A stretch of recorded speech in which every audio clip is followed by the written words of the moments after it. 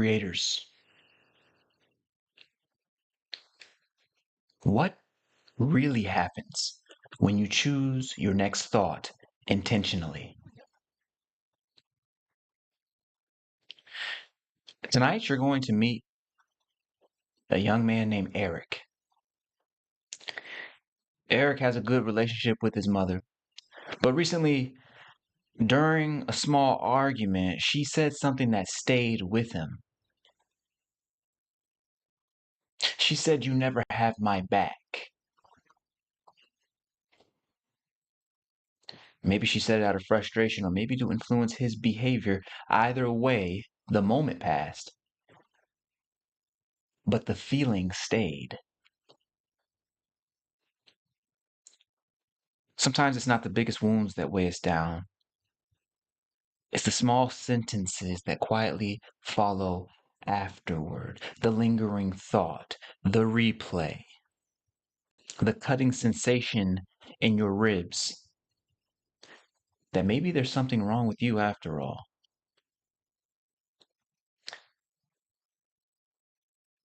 That's why tonight we're exploring something deeper. See, because if suffering continues not because of the moment itself, but because we keep choosing the same painful thought again and again, then you'll see why Eric isn't just here to tell his story tonight. Eric is here as your mirror. Because if you've ever carried a painful belief about yourself that came from someone you loved, then tonight is for you. Keep it locked. For tonight, we discover what happens when you intentionally choose a higher thought of love. Without further ado, if you're ready to live free beyond fear, welcome here. I'm Dr. Shawn, and I believe you do not need years to heal. You just need one real breakthrough. That's why I invented Transcendent Psychology, and I test it in the real world, on real people, on my game show, Countdown to Breakthrough, the only game show that heals your soul. Right now, you're on the Breakthrough Live, where we break down the science of healing so that you get your own breakthrough. Live. On today's show, we're working directly with a young man named Eric. Eric is going to set up our conversation and our exploration for the evening. When we go into the laboratory tonight, I want you to think of tonight as round two. Last week, you saw how I really got stumped. We got to this wonderful place, but it wasn't quite the same as what we typically get to. We were investigating this concept of intention, and we asked the question, where does intention itself come from? Where does it originate? And we came to a powerful answer, but tonight I just wanted to go a little step deeper. I wanna know, when we go into our laboratory tonight, I want to explore the nature of intention, and we're going to do it through the vehicle of thought itself. Yes, tonight we're going to be exploring the nature of thought, which will tell us something about the nature of reality, but more importantly, I wanted to tell us something about the nature of intention. All that is coming up, but first, we must get with Eric in the field. Let's go to Eric right now. My name Eric. Eric, I'm Shawn. Dr. Shawn is the name of the channel. Okay, so I'm here with Eric. In order for this mind game to work, Eric, we're talking about relationships, okay? We're talking about love.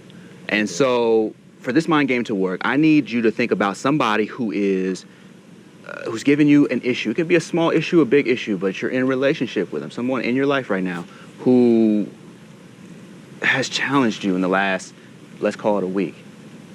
A week? Yeah, just anybody. It could be anybody who just disturbed you. It could be a mom, it could be a dad, it could be a kid, it could be a friend, it could be anyone. I really had a good week. Okay. Oh, can't think of nobody that just disturbed me. What about anyone just in life? You just go anyone in life. This week? Anyone in life, period. Oh, period? Yeah.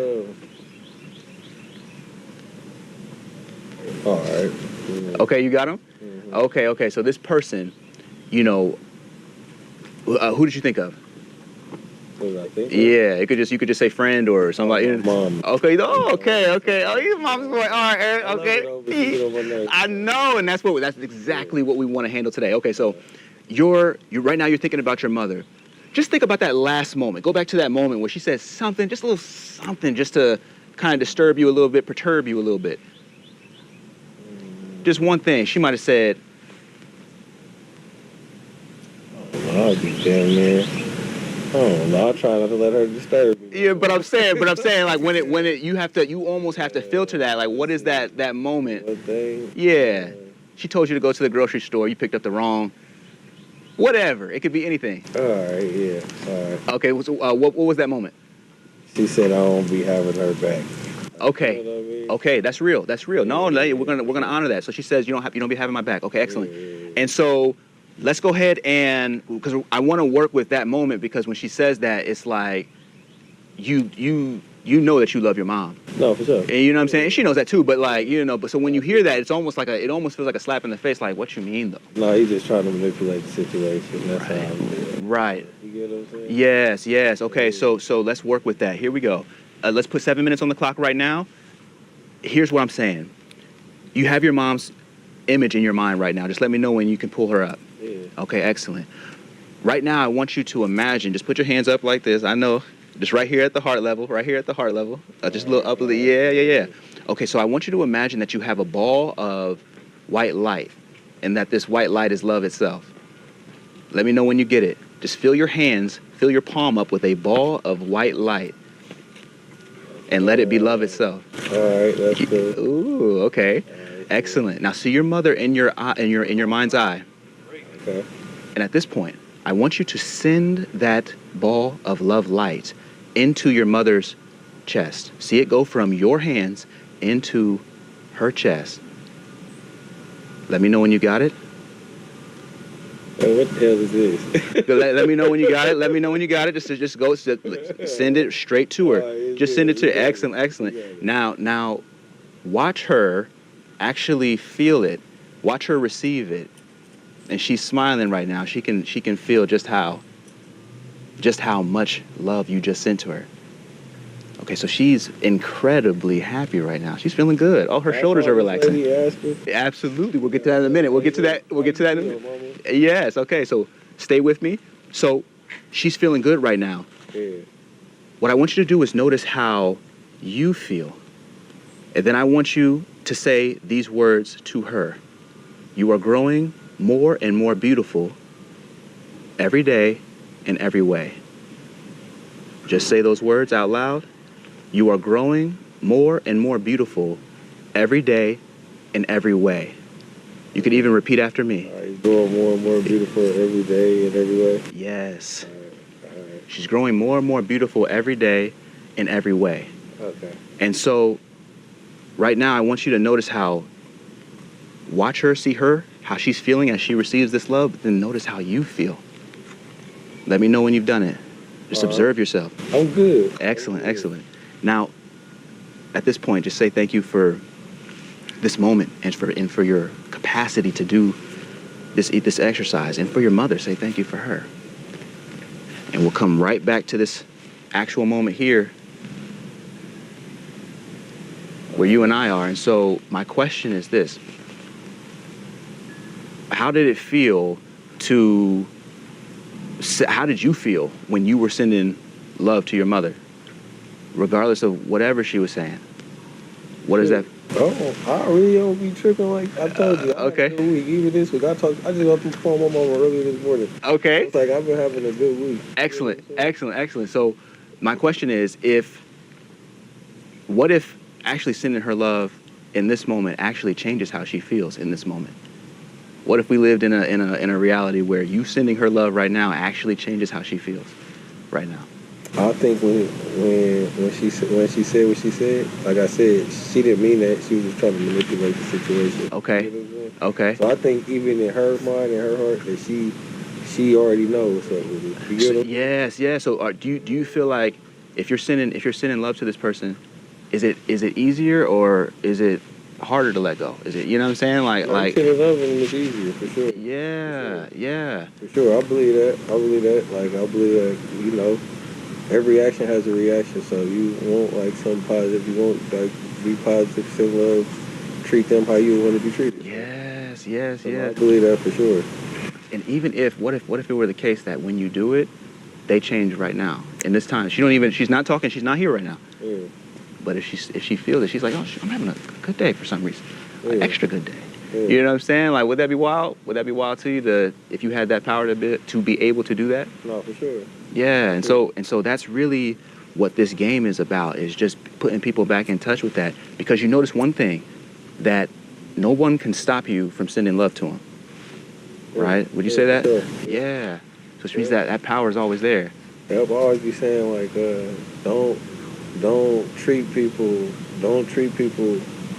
I say I say this. I say, don't treat people how you expect it to be treated. Like, you know what I mean? You Right. just go ahead and you still treat them because how they act. Don't let them change how you react to them. You know what I mean? Right, right, right. So it's So like some you're, people go through what they go through. It's a lot of mental health, a lot of other things that play the, of course. you know what I mean? Play the part. So you're always coming from that strong side. You're always coming from that place of love, and you're not reacting to what they're doing. No, for sure. I'm human. Sometimes I might get mad like, what the? You Yeah, know what sure. I'm saying? Yeah, It's sure. like no, but for the most part, I try to reevaluate everything. Like, you know what? You feel me? Yeah. That probably ain't it right there. There it is. Have a good day, bro. Yeah.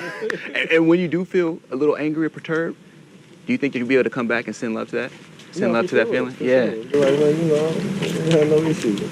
I'll be good. You get what I'm saying? Dude, you passed the game. Yeah. That's the game right there, man. Have a It's good a one, bro. beautiful. Eric was a tough cookie on the street. On one level, I'm hearing what he's saying. I'm catching him at sort of an up moment. Eric, thank you so much for being on the show. But what I noticed is that as I'm just sitting here rewatching this back, I noticed that Eric had this moment where he was like, yeah, everything's all good. You know what I'm saying? Well, sometimes I do kind of get, angry. I'm human or whatnot. And so I was like, okay, well, do you think that when you're sending love to somebody intentionally, do you believe that when you are sending love to someone, that your capacity to deal with them, do you think it gets easier or do you think it gets harder to deal with people, especially those who have hurt you, especially those who are close to you who have hurt you? He says, no, if you send in love, I mean, it's easier. Instinctively and intuitively, something within him resounded, went off, and it was like, oh, no, of course. Of course, the truth is the truth. Of course, this love is the truth. Yes, if I am dealing with people from this perspective, it becomes way easier to actually see past my own illusions and delusions and actually deal meaningfully with this person. Somehow I'm able to see past myself, see beyond myself, and deal meaningfully with this person. It gets easier in love.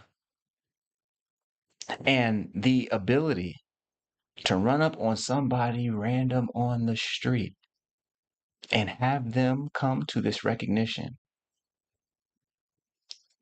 I do not think that people are quite understanding the gravity of this skill set. that if we can abide and remember to intentionally return back to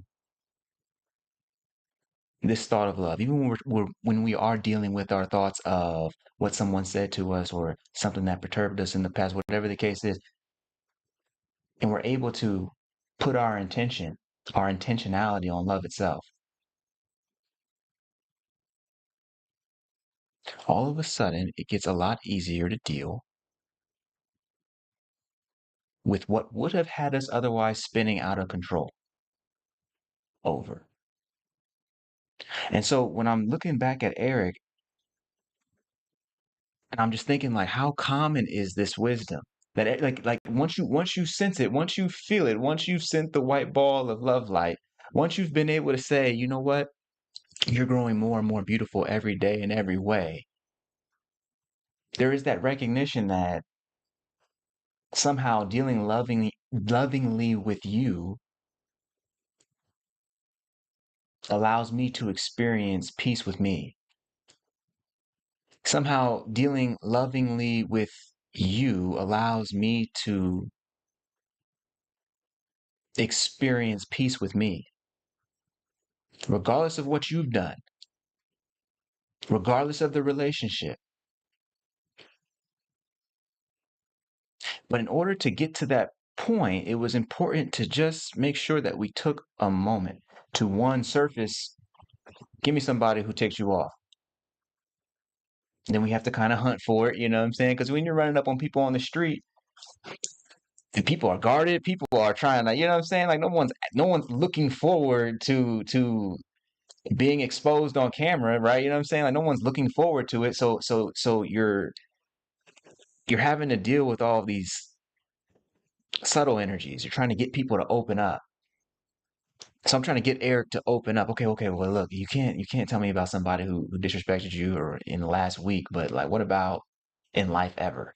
You know what I'm saying? Like get him back to that place because I want him to see the power of the skill set. Because if we are under the impression that there will never come a moment in time when there's going to be stress and strife, then we are under a naive impression. It's coming. The question is how will you deal meaningfully with the inevitable ebbs and flows of existence? And perhaps that's why I'm so interested in our lab question tonight, our research question for the Eve, which is what really happens when we choose thought intentionally, particularly when we're choosing that loving thought intentionally, when we are redirecting our attention and intention away from the negative thoughts of you don't be having my back, as was Eric's case, toward this higher thought of you are growing more and more beautiful every day in every way.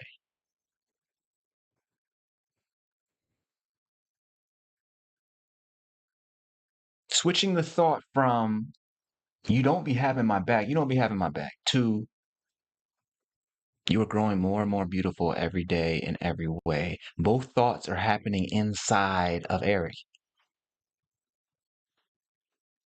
So which one does he actually choose? And in Eric's case, again, the week is cool. He's cool.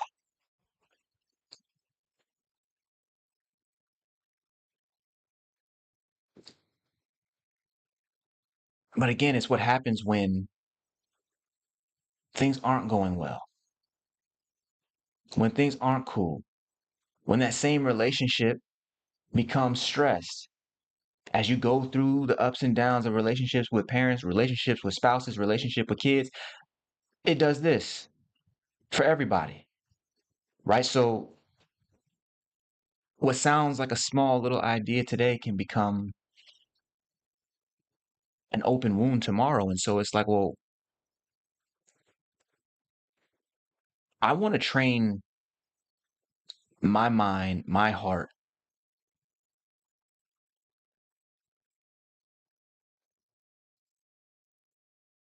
for the emotional battlefield, even when times are lovely. I want to, in eighth grade, we used to have these wrestling shirts, and it said, the true warrior trains for battle in times of peace. And I take that when it comes to our spiritual development, our psycho-spiritual development. I take that same ethos that I want to deal when it's easy, when it's simple, when the week was good. I want to be able to deal right then and there. I want to be able to understand and find out what love really is in the good times, that I might remember it in the bad times. You feel me? And so tonight we're asking this question, that distinction between being able to choose the thought of love rather than the recurring, replaying negative thought of you don't be having my back, and whatever that means for us. And so, yes, we're going to get into our laboratory tonight, our lab experiment tonight. Not only am I interested in getting to the root of this self that chooses, getting to the root of what intentionality actually is,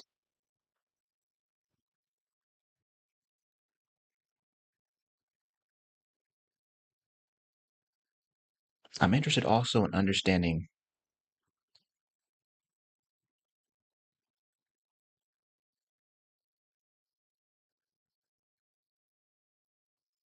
the nature of intentionally choosing our thoughts. When we do have these options, we do have the choice, we do have the possibility of spinning our wheels over and over and over again in constant negativity and constant audio replay, like a broken record of what this person has said. And typically is usually a flashing moment. Typically there's usually like a trigger moment. The person that we were just cool with comes back and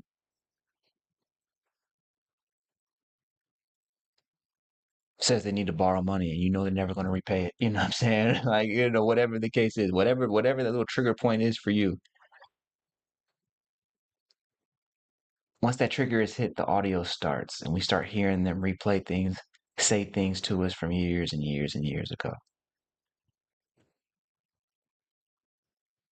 And so it's in those moments that I want to understand, what does it mean to actually be intentional? And not just that, but like, what is the mechanism of intention as it operates through thought?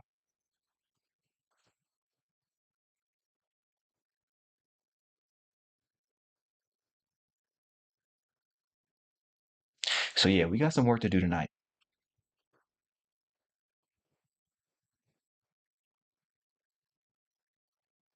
We got some work to do tonight. But do not think that I do not see you coming in the chat. Good evening, Dr. Shawn. Good evening, twin. Felicity saying good evening. Other twin saying good evening. All may today be brighter than yesterday. May today be brighter than yesterday.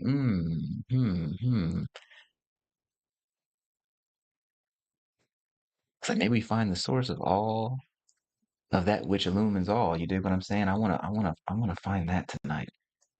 I wanna get in this laboratory and find that tonight. Hmm.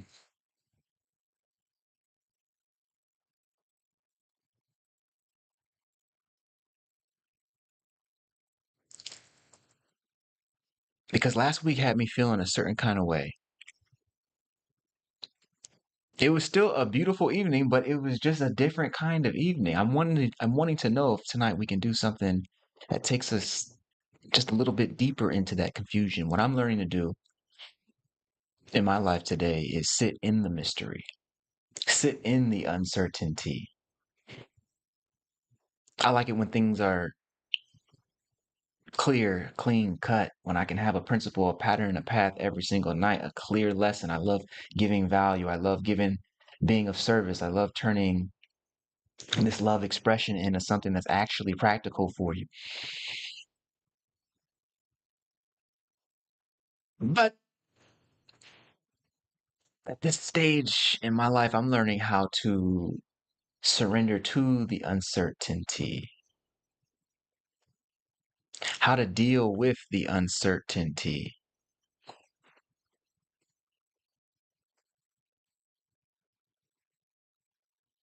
how to render my intention,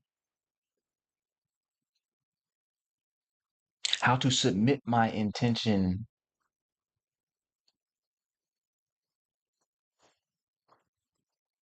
not under the direction of my own ideas, but how to, one, hook my nervous system up to this cosmic frequency we call love, to this eternal frequency we call love, and allow that to carry out my movements, to carry out my thoughts, to carry out my ideas.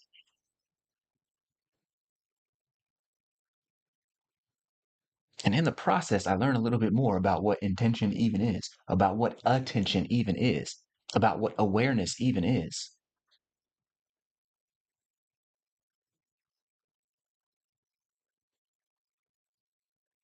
It's that surrender piece. I think that the surrender deal is more important than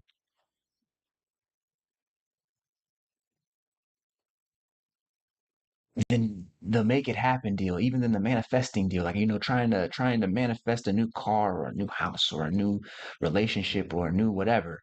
I think surrender is supreme to even that.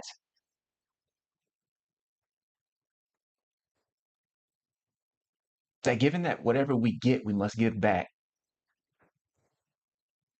To surrender and be lived by this love frequency.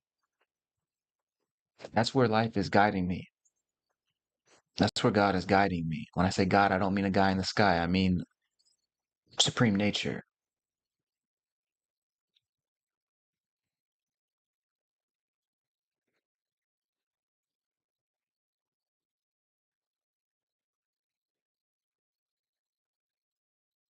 Countdown to Breakthrough was just that. Meeting Eric, going out on the streets, flying to Atlanta, running up on random people, and feeling that sense of, when I met Eric, he was walking with somebody, and then, people just walking through the park, people just enjoying themselves, like nobody's trying to like stop and talk to you, you know what I'm saying? And you cannot exactly say, "Oh, yeah, I'm here trying to usher in the next stage of human evolution." Like it's not gonna go well. Ain't nobody trying to hear that. And so it's like, okay, well, how can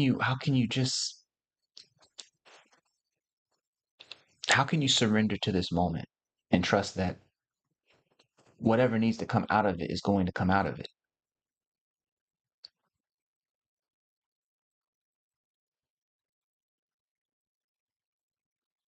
How can you surrender intentionally?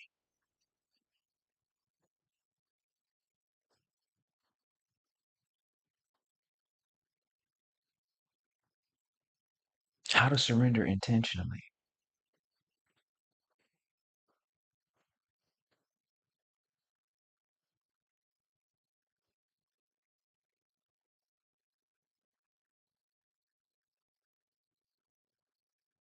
Mm.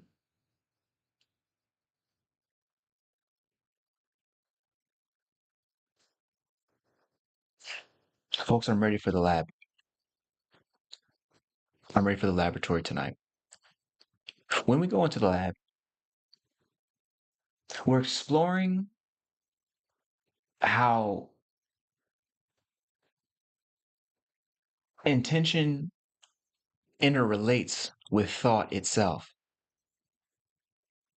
What we're looking to do is get to a firmer and a clear awareness of what is actually happening inside of us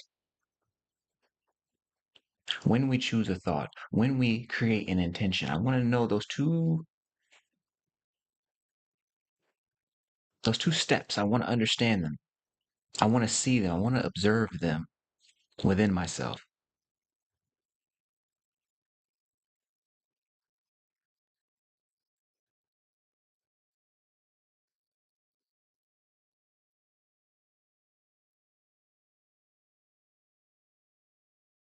If there was a benefit to last week, I could feel where intention was originating inside of the body, intention as a feeling. And I saw what happened when I asked the question, what does intention look like when it's elevated to its highest point? And I felt the body respond energetically by naturally gravitating my attention from the solar plexus to the heart, from the will power center to the love center. This can't be for no reason. And if we could come to an understanding of what these different energy centers mean for our own suffering, mean for our own ability to decide what it is that we think about.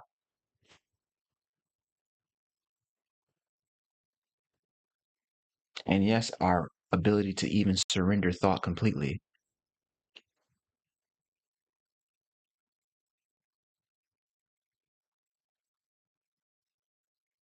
If we can get to an understanding of these things, then I think tonight would be worth it. I'm not saying that's going to all happen tonight. I'm just saying that that's what I'm interested in. You feel me? And so, without further ado, this is the time to find a place that is comfortable for you.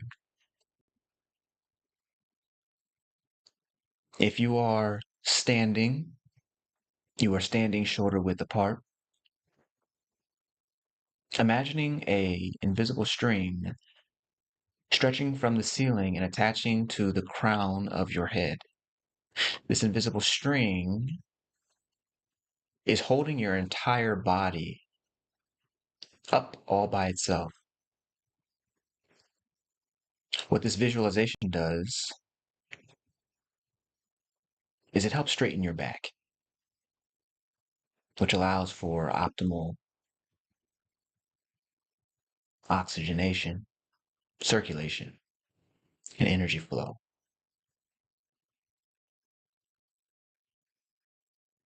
Tip of your tongue on the roof of your mouth. This connects the circuitry of your head with the rest of your body,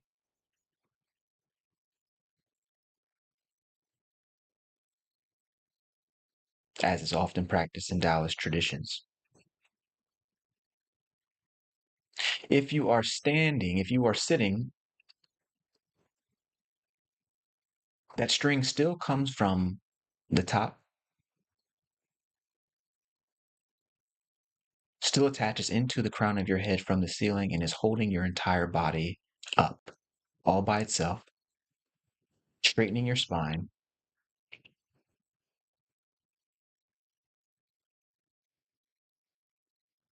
and allowing for clear energy flow.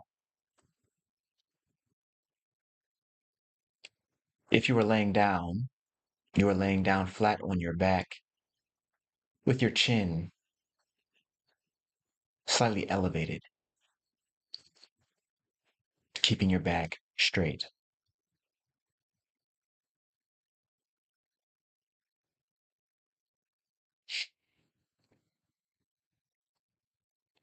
At this time, we are going into the lab. Take one deep breath in with me. Inhale.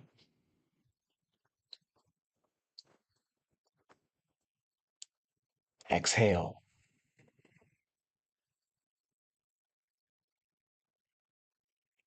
Inhale.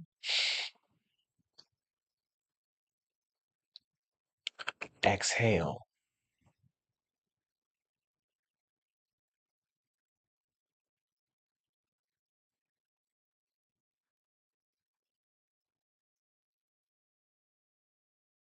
On your next inhale, allow the air to enter into your nostrils and feel that air expand your belly in all four directions. Inhale.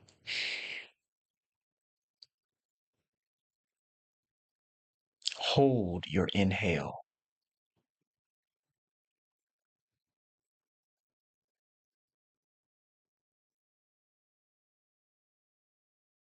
Air expanded in all four directions.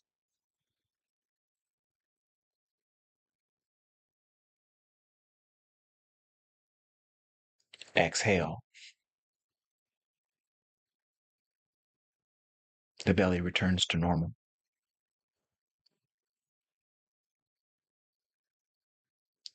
Again, inhale. Air expands in all four directions inside the belly.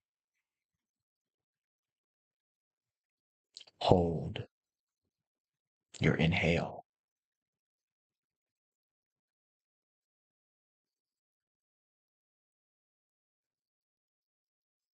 Exhale.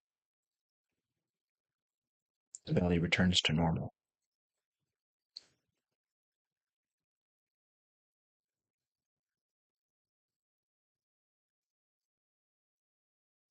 At this time, you may close your eyes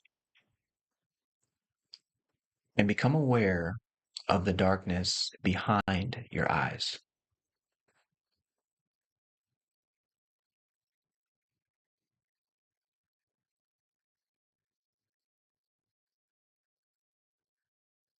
Become aware of the darkness behind your eyes and see if you can also become aware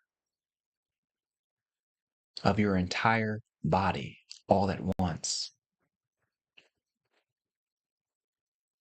With your eyes closed, simply fill and feel the space of your body with awareness. Now,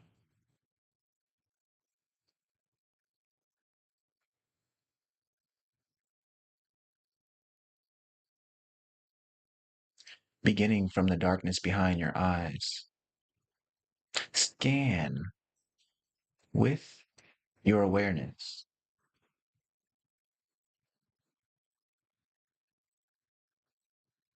and your eyes closed. Feel your face from the inside out. Feel your neck from the inside out. Feel your chest from the inside out. Feel your entire torso from the inside out. Let your feeling awareness penetrate into your hips, legs, thighs, knees, calves, feet. Feel your feeling awareness penetrate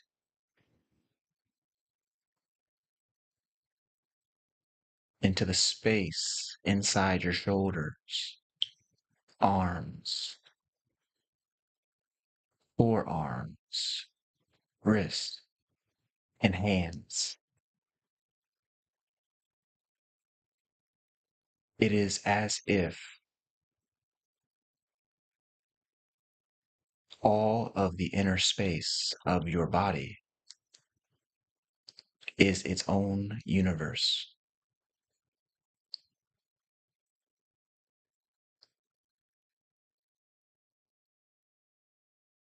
Feel the connected space of your entire inner body now.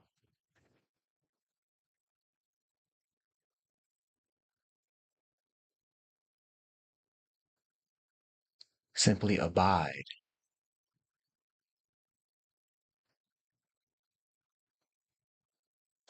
in this limitless space inside the body. Now,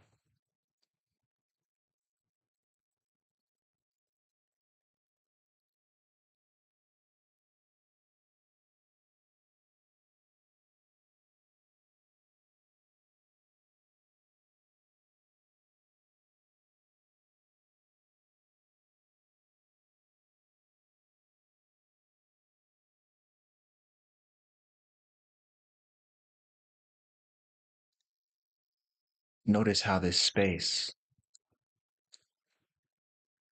inside the body feels near limitless. You can stare into it forever.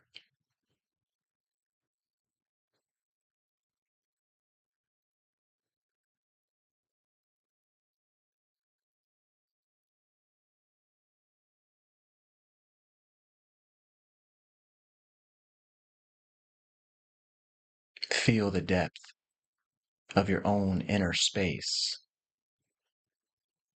now.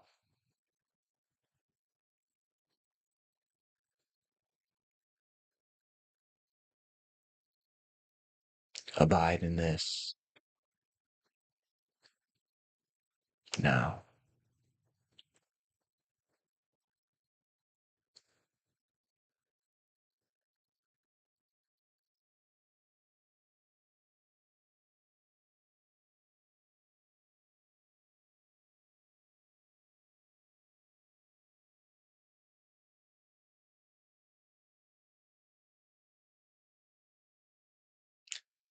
As you rest in this inner space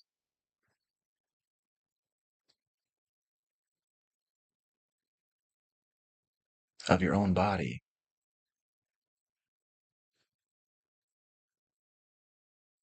thoughts will appear to you.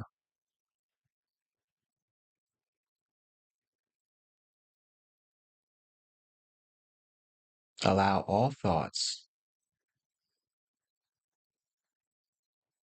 to come and go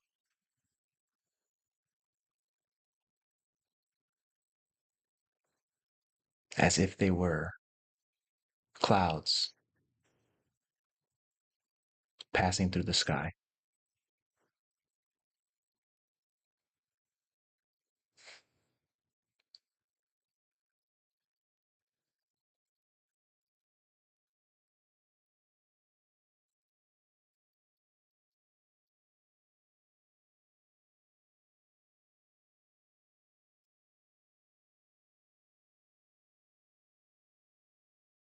All thoughts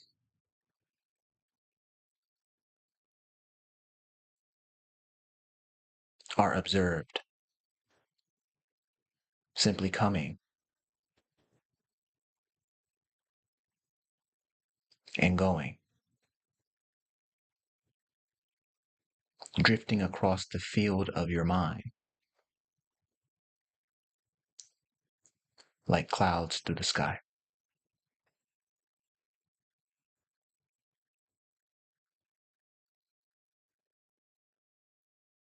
Rest in your depth. Rest in the inner space of the body.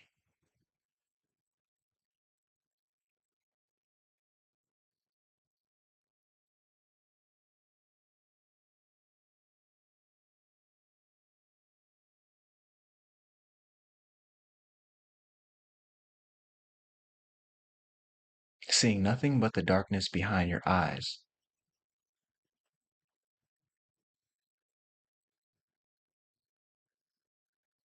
This inner space of the body in this moment is everything.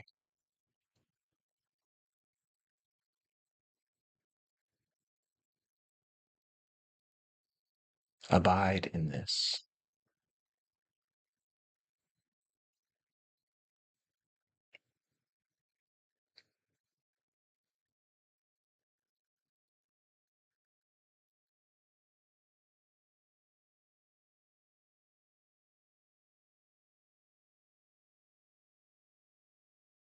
when thoughts appear, and they will. Simply allow them to pass without getting involved.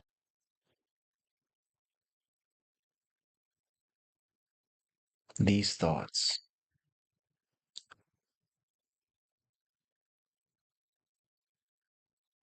are just like clouds passing in the sky.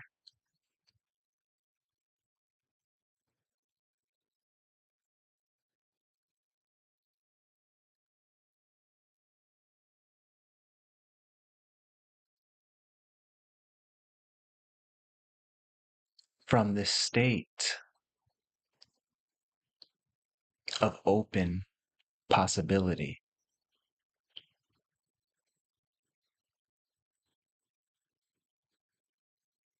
now is the time to choose your next thought.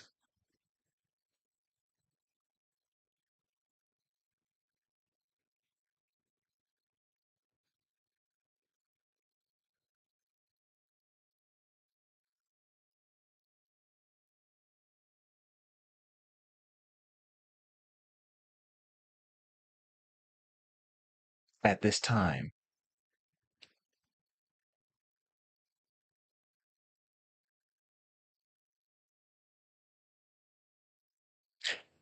see if you can think the most loving thought possible now.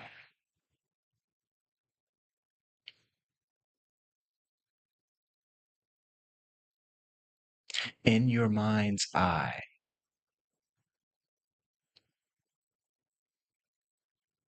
choose to see the most loving image, the most loving word,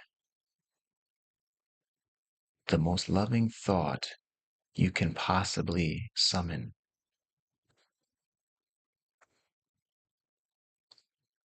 Construct that thought now.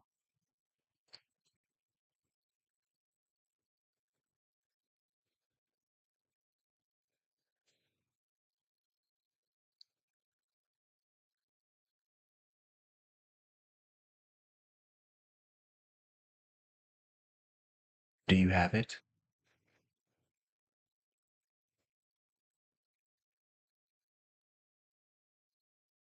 Excellent.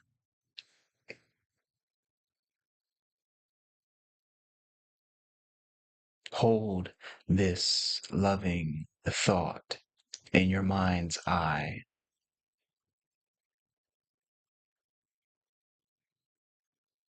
Keep watching it.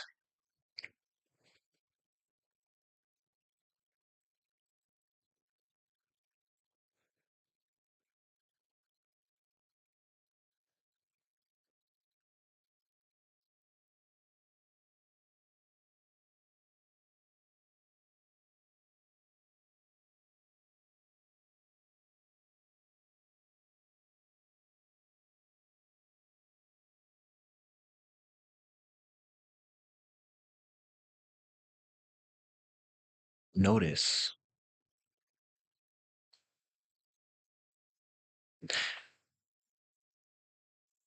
the relationship between intending to think a thought of love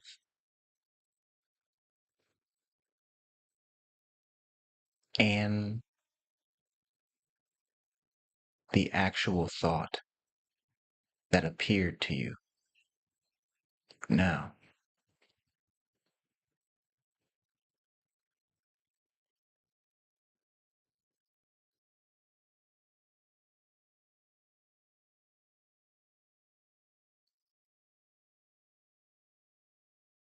notice the relationship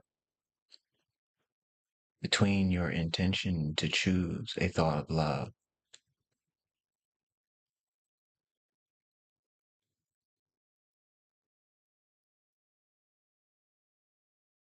and the presence of the image or the word that appeared when you did.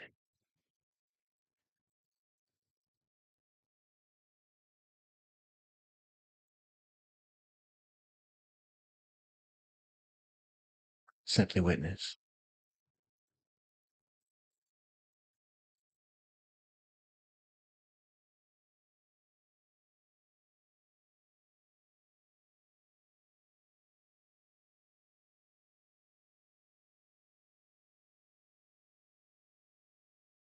Simply witness.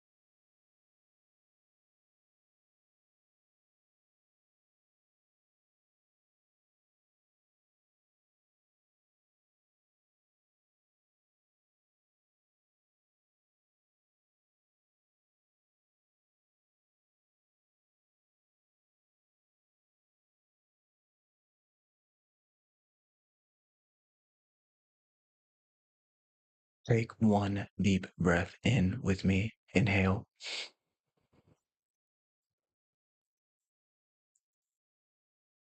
Exhale.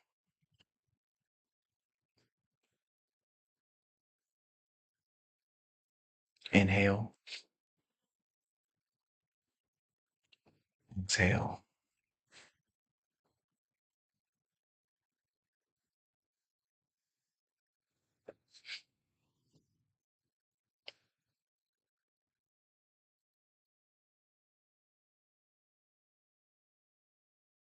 Return back to center.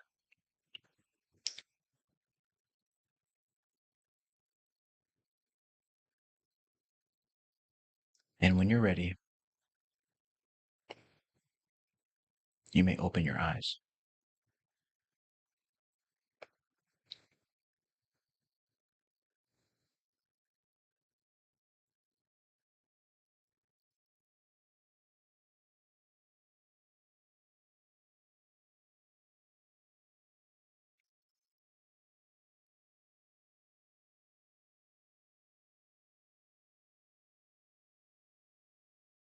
Mm.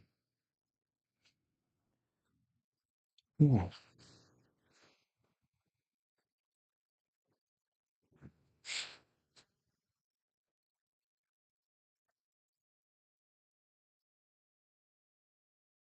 Folks, what an experience for me. I'm like, where do I start?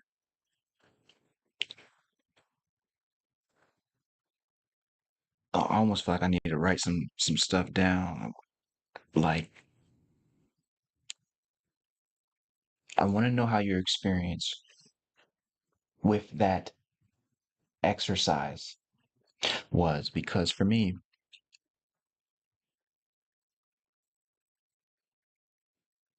I'm gonna write some stuff down here. I highly recommend keeping a journal, a diary of some sort. For me, it was like I used the breakthrough binder. It was like I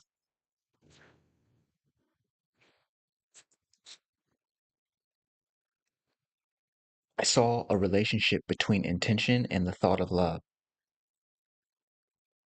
between deciding to think a thought of love and then just the image that came to me. What image came to you? For me, it was so a few things happened. For me, we get into that space, that inner space of the body. And then once I start getting into that inner space of the body, that inner space becomes the body. It becomes all that there is. You dig what I'm saying? Because the eyes are closed and it's like there's nothing else. It's just what I can feel inside of the body. But then eventually heartbeats fade and I'm operating in the space between heartbeats. And the body ceases to be a clear phenomena for me. It's just space, and somehow the space inside the body connects with the space outside the body, and so there's just this space that is filled with awareness.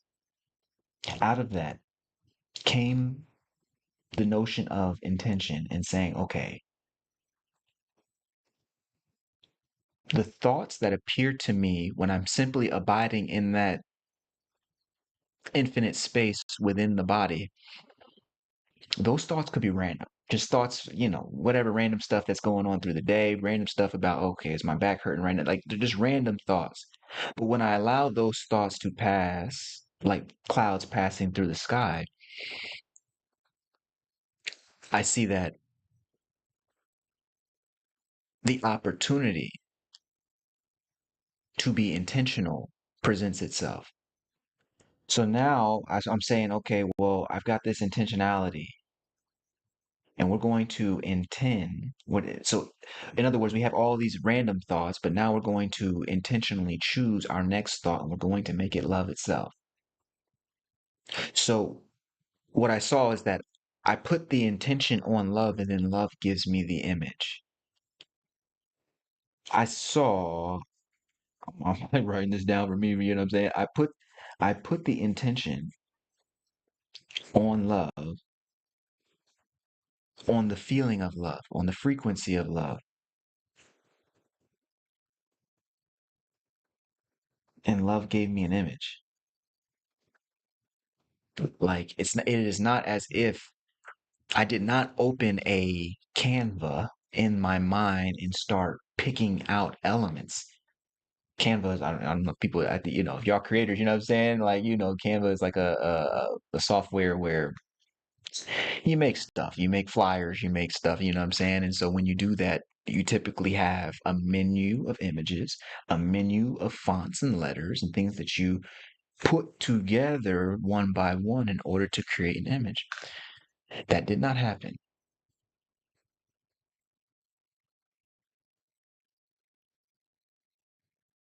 So it is as if my intention is always surprising to me. My intention taps me into the frequency delivers something that is a surprise to me. But nevertheless, it is of the frequency. It is always of the frequency. Ooh, this is getting deep. Okay, so my intention taps me into a frequency, yes. That frequency starts supplying my mind with images, with entire ideas and psycho landscapes in alignment with the frequency. We are not, there is a logic to it, but it is not the sort of piecemeal logic of, okay, I'm going to go in here and I'm going to put this image here and I want this to be red and I want this to be yellow. It's not that. It's not that, not when I'm thinking intentionally. It was almost as if intention thinks in frequency. Damn.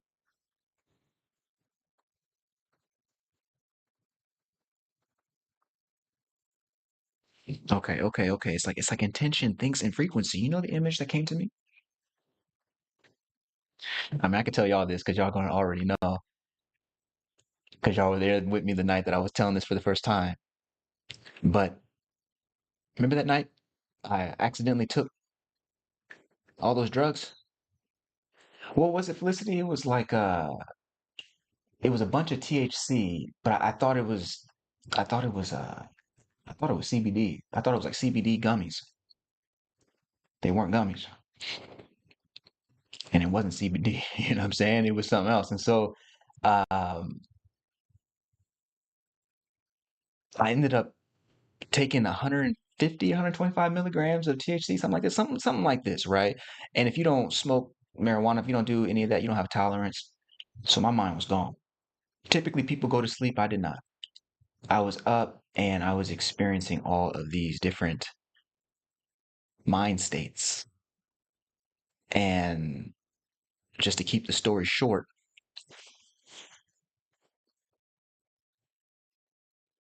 a portal opened up to me in the middle of what was a psychotic experience. I started having a psychological like allergic reaction to this drug because I didn't know what was going on.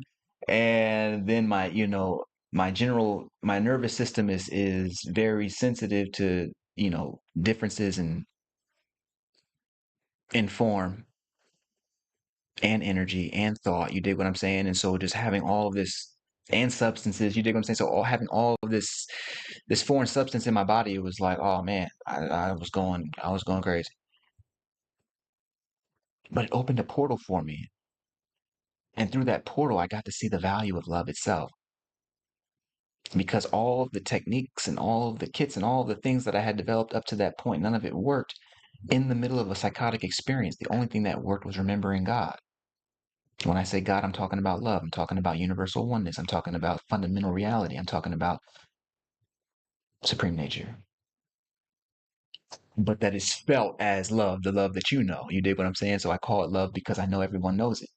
Even if they pair it with other things that isn't love, everyone knows what love is. You dig what I'm saying? So I use that term to talk about the state or the frequency, the feeling. That feeling can be brought to bear on our mental states and so create calmness when otherwise there would not have been. I did not know that before this psychotic experience. This I had a psychological breakdown and because of this drug situation. But in seeing, I started like seeing through dimensions, and I started seeing like, oh boy, I think how I explained it, and I'm gonna try and explain it here, is that if you could imagine a gyrating snow globe, like a globe, you know how a snow globe has like a font, like a something that the ball rests on. If you could imagine this ball was just this gyrating particle, this gyrating flux of light, and that light represented all of reality, all of the universes, all parallel dimensions, everything all at once, everywhere. You dig what I'm saying? That's what this ball of light was. But resting, all the entire cosmos, everything that ever is, was resting on this font, and the font was love itself. The font was everything. This this this this mount that the ball is rested on, it was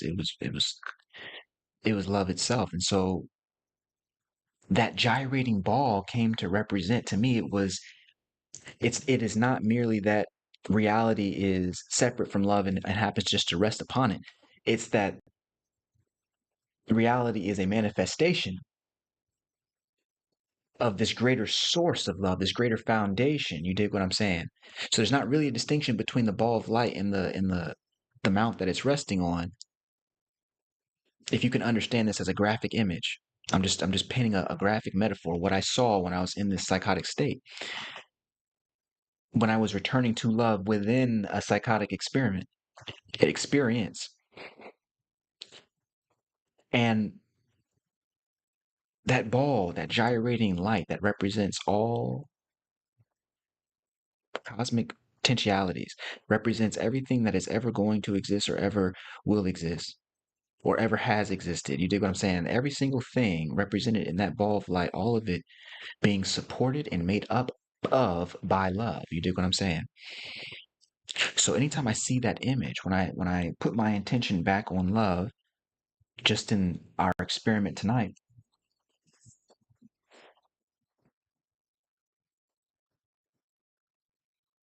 I saw that ball of light again and that mount,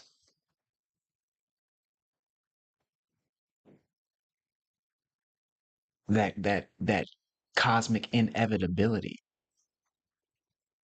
all potential outcomes, all potential circumstances, all people, all universes, all worlds, all creatures, all everything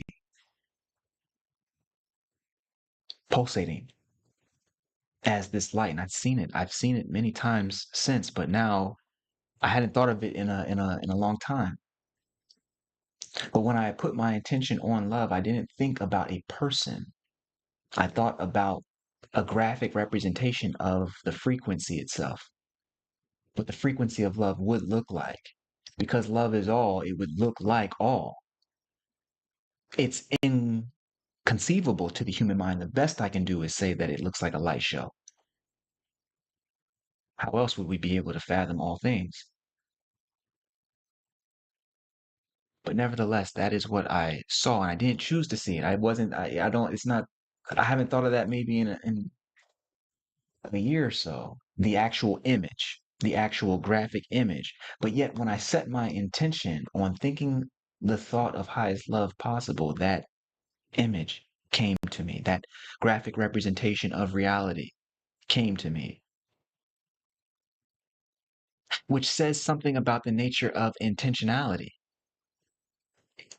We're talking about our direct experience. We are not talking about something that we can go read in a book. We're talking about direct experience. Last week, I came in contact with the sense that, okay, love, intention comes from the solar plexus. That intention at its highest level is love. This week, we're talking about, okay, how does intention respond when it seeks to think its highest thought of love? When it seeks to choose and intentionally pick out the next thought, when that next thought is love itself. And what I saw tonight, for me personally, I put the intention on love and love gave me the image. I put the intention on the frequency and the frequency gave me an image.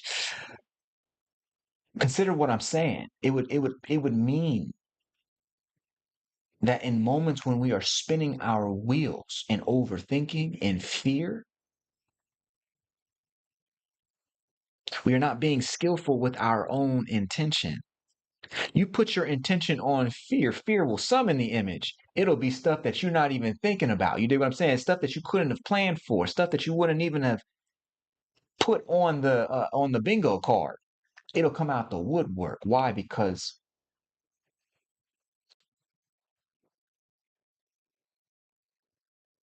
these ideas,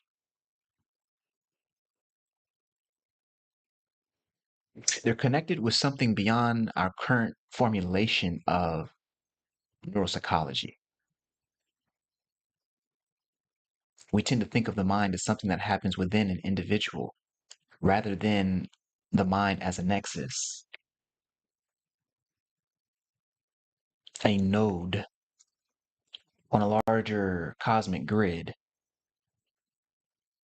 capable of receiving information in alignment with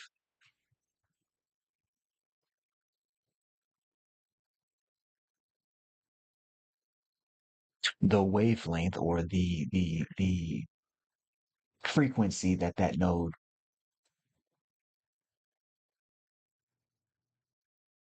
is coordinated to be aligned with. When we see the mind as a nexus, we see the person, we think of ourselves as individual bodies, but when we start seeing the person as a nexus, as a node within a larger network,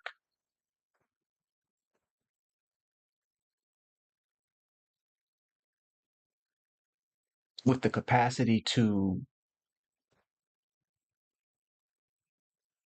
activate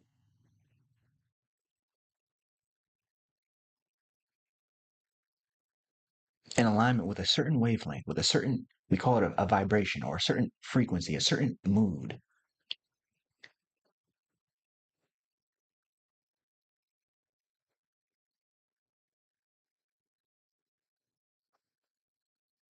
It would mean that the relationship between mood and thought is far more complicated than Western science admits. And for me tonight, it would mean that intention thinks in frequency.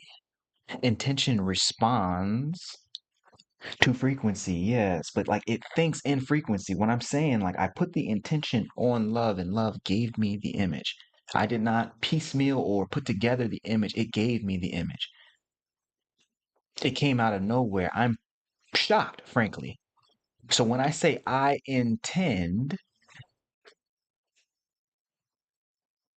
I'm not even fully in charge of what I get when I intend. Oh, sure, we might be able to say that whatever I intend is going to be in alignment with the frequency that I'm intending within, but the specifics? Last week we saw that yes, we can intend, but we don't know how we intend. We have willpower, but we don't know how we got the willpower.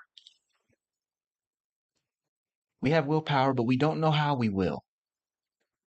We can have like you see what I'm saying? We get the intention, but we don't know how we do that trick, the trick of intending anything. We don't know how we do that trick. We don't know from where intention actually comes from.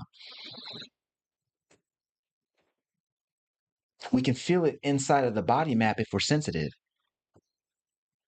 It is almost as if there is a portal through which intention moves through, but the frequency that we direct that intention toward. I'm saying the mood that we direct that intention toward dictates our thoughts, dictates the flow of images, ideas, and representations that appear in the mind nexus.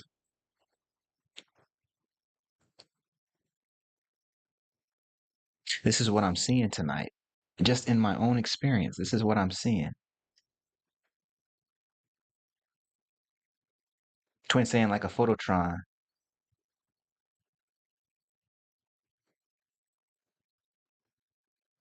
Say more.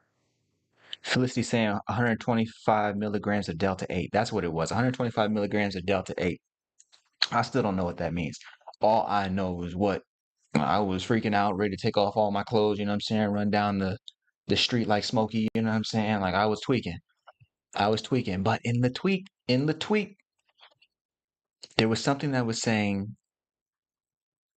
choose love, choose love, choose love, choose love. And as I was choosing love, even in the tweak, as I was choosing love, while I was tweaking out on this drug that I did not, you know what I'm saying? I was being irresponsible and put something in my body that I didn't fully know what it was or know at all. In the tweak, I knew one thing, which was choose love. I choose love. I choose love. I'm choosing love. The words that came to me were love is the unassailable weapon. Love is the unassailable weapon. I kept repeating love, love, love, love, love, love, love, love, love, love. And as I'm repeating the words, the intention gets set on the frequency, and then that's when this portal opens up. This portal that allows me to get this graphic representation of all things everywhere, all at once happening, and all of it being undergirded by this universal oneness, by this thing that we call we don't have a better name for it, so we just call it love. Because the feeling and the seeing are one and the same. Uh-huh. I'm saying that like the mood of love, the feeling of love, it summoned and conjured these images that to my mind were the most sublime images I've ever seen. Of course, I only saw it in my mind's eye. But the highest thing that I've ever thought.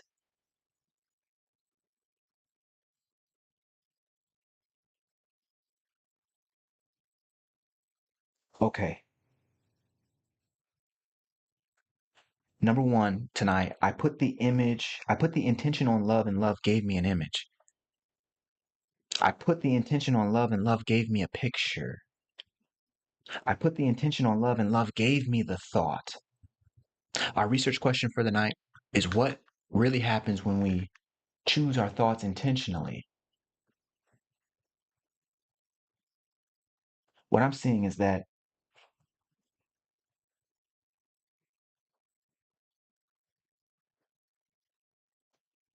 when we think we're choosing a thought, really we're choosing a frequency, and the frequency will bring us the thought. Sometimes we're just lazy with, I don't say lazy, sometimes we're unskillful with the frequency we're actually choosing. Some latent component of fear, some latent anxiety or worries getting us to respond to what is urgent, getting us to respond to a sort of a fearful frequency. And naturally, the thoughts that we entertain as a result of that frequency, they just start appearing back to back to back to back to back. And we say, I'm the one thinking it. When really we've just tuned into a certain radio signal, if you will, a certain wavelength, if you will, and we're getting a broadcast and calling it our own thoughts. We're getting a broadcast of possibilities and calling it our own thoughts, giving it the label of my thought.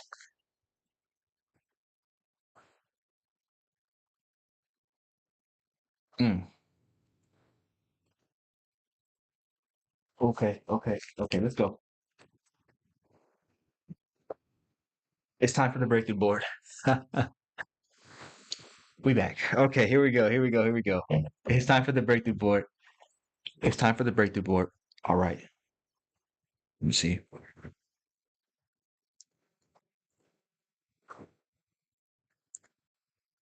Tonight we're talking about, okay, I got the pencil in my ears. Let me take this off. Tonight we're talking about the principle, the pattern, and the path. We need to start with our principle for the evening. The thing that became obvious to me as I worked through our research question, as I entered into the conscious transformation laboratory and worked with our exercise for the evening, there is a principle that we need to articulate. I like to teach from principle because if I can understand the principle behind a phenomena, if I can understand the principle behind a thing, then I can find my own path forward no matter whatever else I know or don't know. So I like to reason from principle, first principles.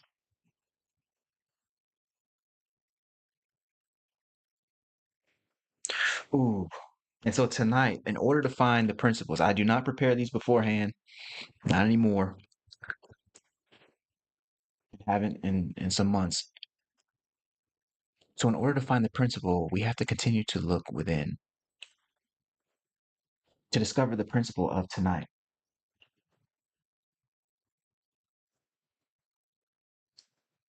Yeah, that's it. Okay.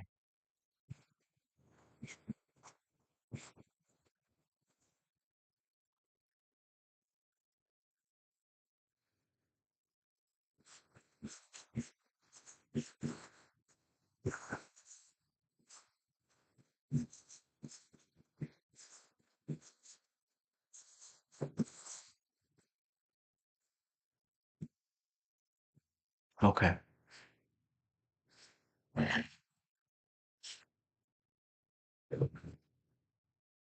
The principle of the night, the thing that I keep coming back to and back to and back and back to is this right here.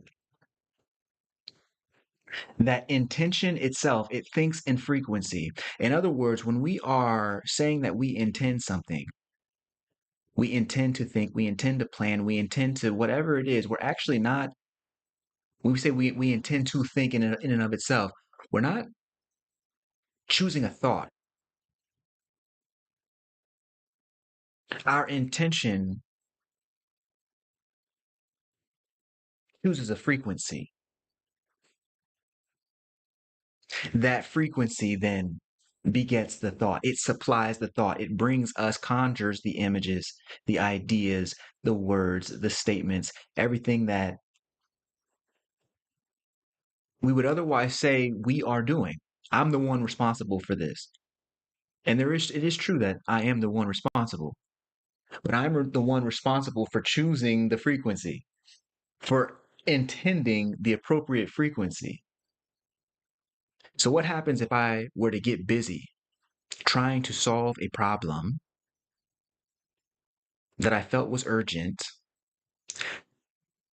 and my intention, whereas I thought I'm looking for a solution,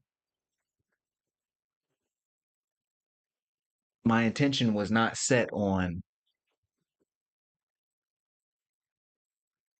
the higher frequency of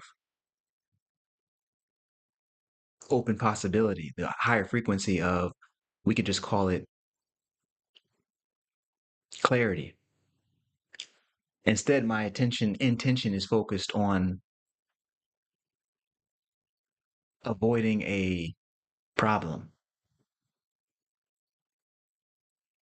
My intention is focused on being defensive. Guess what? My thoughts are also going to be. Defensive thoughts will masquerade as clarity. Defensive thoughts will masquerade as reason, as logic. Fearful thoughts will masquerade as a good idea. But when I understand the principle and return to this principle tonight, that intention actually thinks in frequency, when I am sitting down to do my thinking and sitting down to do my planning, I must first be responsible with, what am I intending? Where's my intention actually being directed? What do I really want? Is it to actually find a solution, or is it just to avoid some pain? Am I actually looking to go higher, or am I just looking to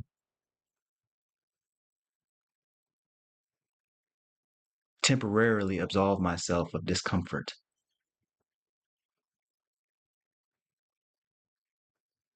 When I understand that this intention, it thinks in frequency, then I understand that the relationship between mood and thought is serious, larger than Western science would admit.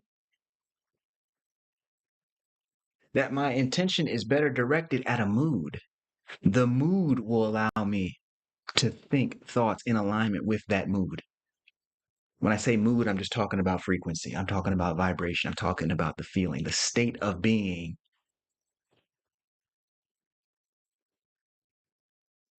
My intention directly interfaces with state of being.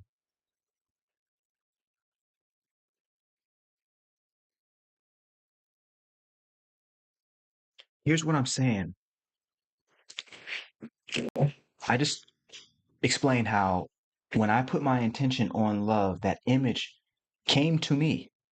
I did not build that image. I did not go into a software inside of my mind and start trying to add elements, add ingredients.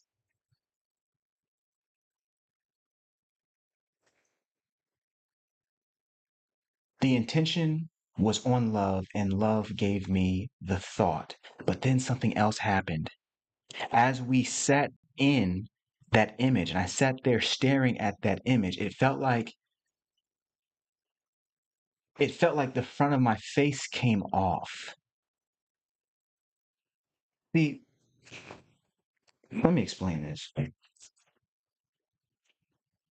It felt like the front of my face came off. This has happened a few times on the Breakthrough Live, but it was as if it was as if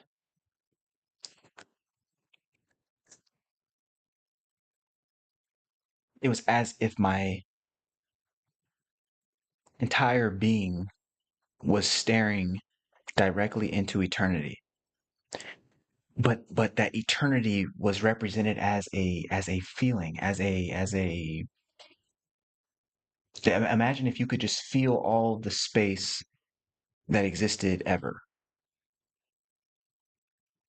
and that feeling just set on the top of your neck. That's what it felt like. It felt like. That's what it felt like. That I'm feeling and sensing all of the space that has ever existed, all the space of the universe and more, and it's just on the top of my neck. So at a point, it starts to feel more like a quantum feeling. It's not really, it's not a feeling that you can duplicate on planet Earth. It's not a feeling that you can, you know what I'm saying? It's not like the feeling of a rug or something. It's more like when I get to those states, I start to feel like I've accessed a new dimension. Like I've popped out of the human experience and I'm now inside of this cosmic experience. So as I sat with that image of love, I started feeling connected to all things, but only in a not just a way where I'm seeing a graphic image in my mind of this pulsating light, but now my face comes off and it's just as if I can feel that connected space that connects everything everywhere all at once.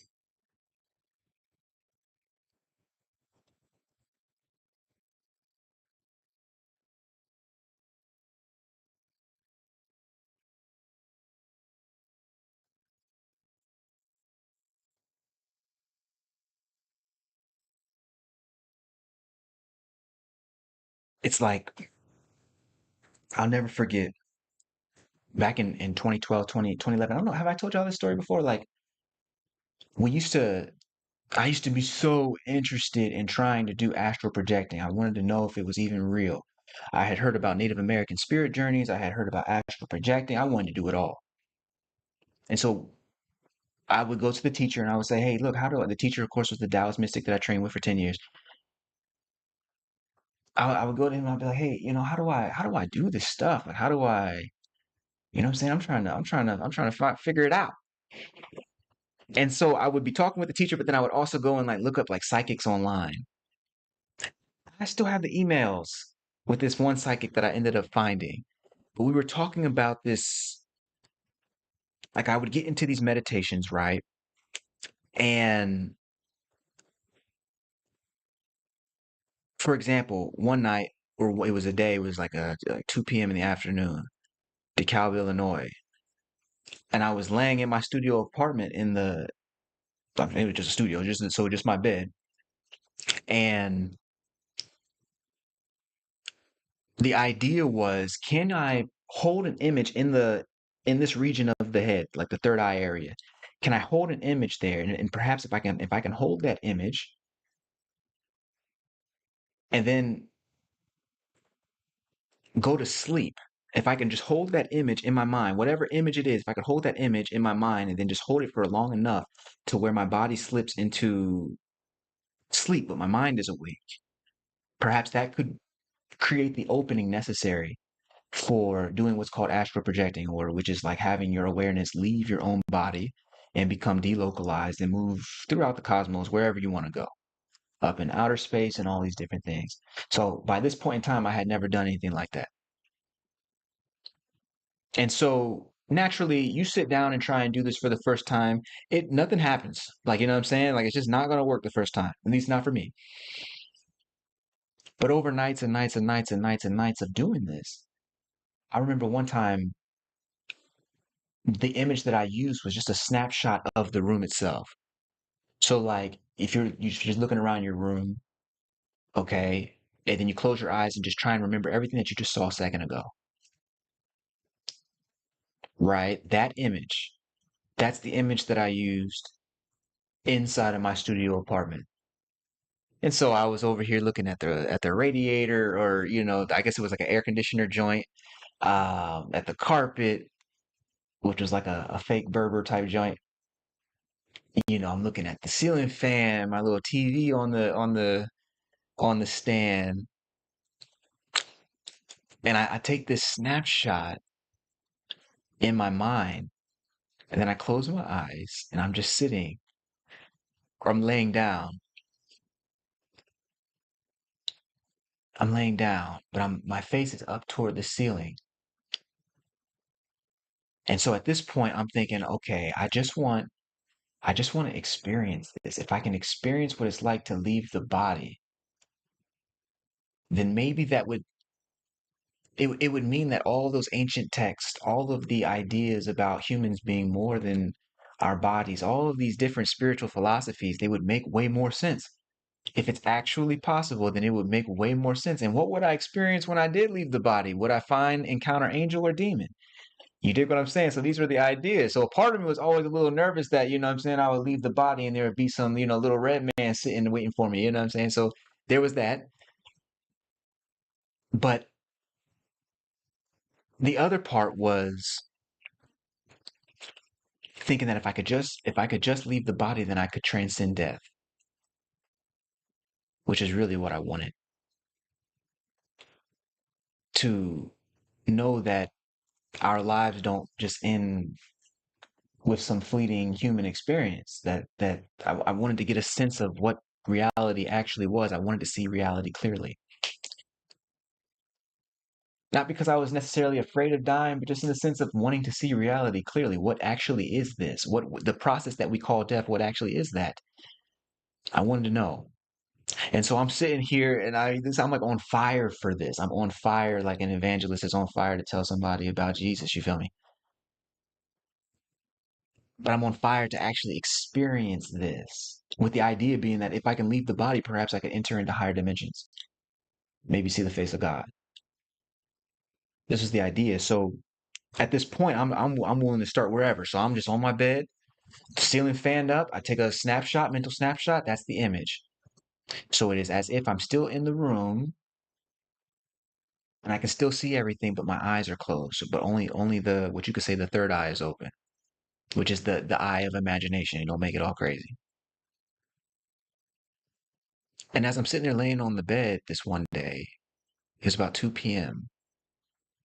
And I'm sitting there in this meditation, and in the imagination, I'm starting to see like I just see the room. I just kind of see the room. I just see the room. And then I turn my head and I'm seeing in my imagination, I'm seeing what I would see were my eyes actually open. I would see in the studio apartment, I would see, the dresser kind of cat corner. I would see the door over there. I would see the air conditioner. I would see the blinds. I would see outside into the other apartment buildings and into the parking lot. And so I turned my head and I was just kind of looking at what I would see were my eyes actually open, but my eyes were closed the entire time. And at a point, I guess I started getting bored, and then I started just actually like, just kind of looking at the wall and kind of like, daydreaming. And you know what I'm saying? I'm sitting here, I'm just looking out the window, watching the birds flying by. It's about 2 p.m. So the sun's out. And before I knew it, I'm sitting here at one moment, I'm sitting here looking at out the window, looking out the window, looking at the birds, at the people walking, at all of this stuff. And then I sneeze, and my eyes are still closed. And when I open my eyes, it's 6 p.m. and I'm looking at the ceiling, which means my head actually never turned this way. It only did inside of the meditation. And it was no longer 2 p.m. It was only 2 p.m. inside of the meditation. In real life, it was 6 p.m. I was laying there for 4 hours. I was laying there for 4 hours.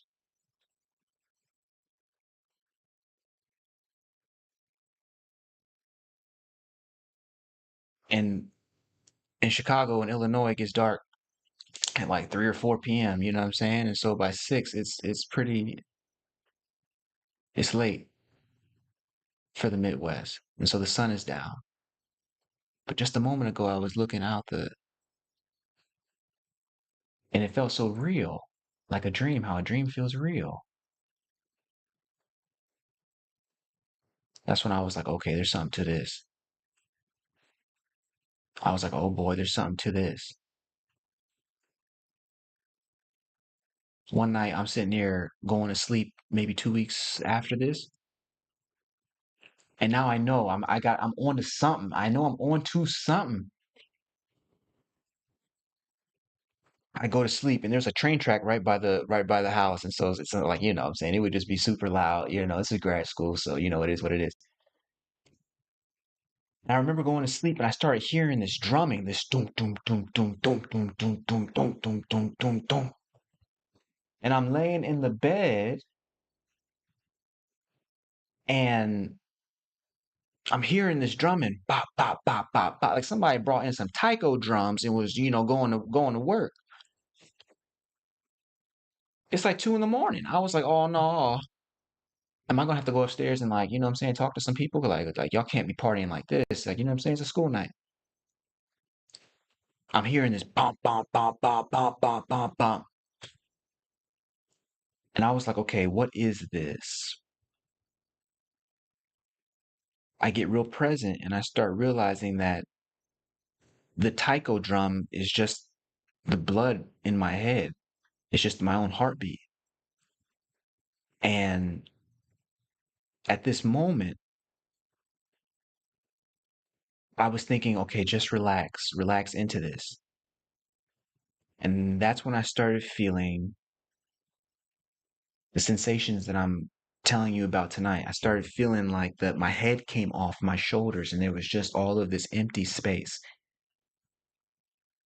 like massive amounts of space, the kind of space that can't be stopped by walls, the kind of space that can't be limited by any container. It was just this pure, unadulterated space forever and ever and ever, everywhere. And so as I'm sitting here hearing like this, my own blood flow, there came a moment when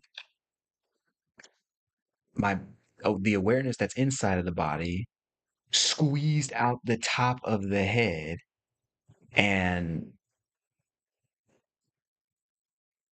completely comes out of the body. And now I'm sitting here watching my body sleep on the bed. That was the first night that I realized that this space, all of this emptiness, all of this space that can't be contained by walls is not merely,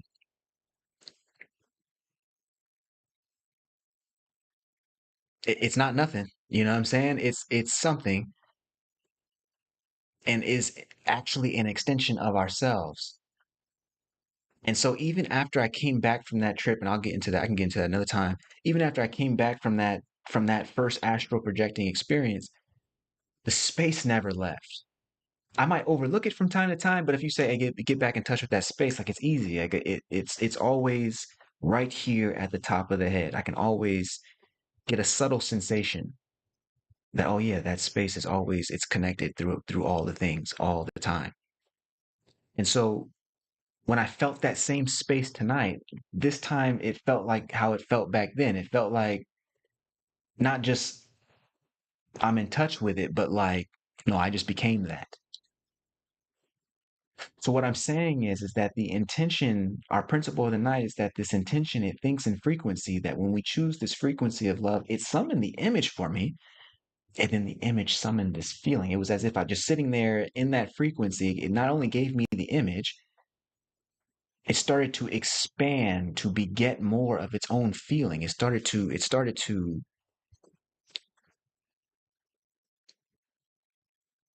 It revealed that space again, that massive space that cannot be contained, that universal oneness that cannot be contained.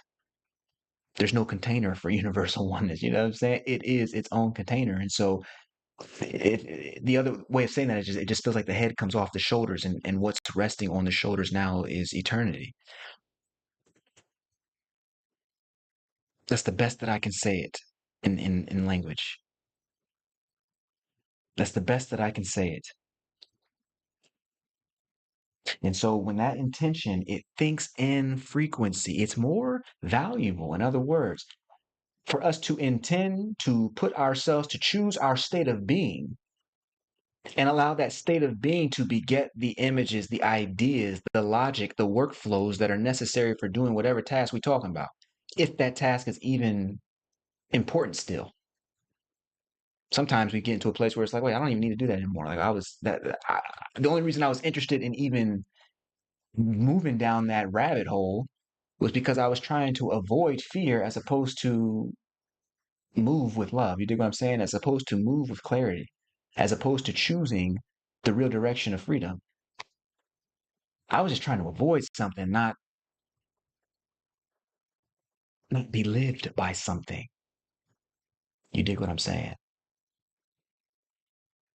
That's why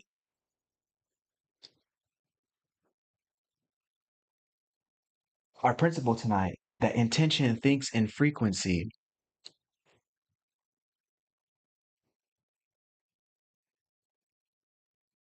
is so critical because just like that astral projection experience showed me that we are more than our bodies, that these bodies are more like nodes in a network, that these thoughts, these psycho spiritual vessels are more like matrices, nodes in a larger network,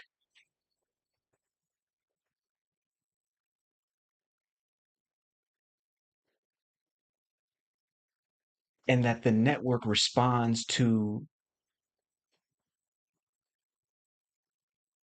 the frequency we intend, the one we are actually directing our intention toward.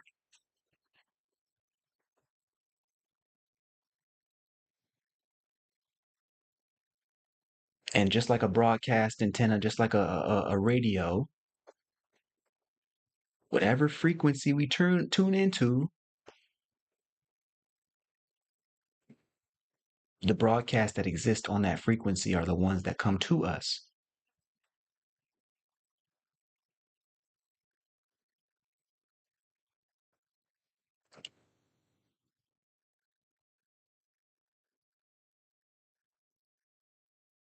So this intention is thinking in frequency. When I need to do some good thinking, the first thing to do is to make sure I get that state of being right. The first thing to do is to make sure I get that mood right. The first thing I need to do is to make sure I get that nervous system relaxed, put back in alignment.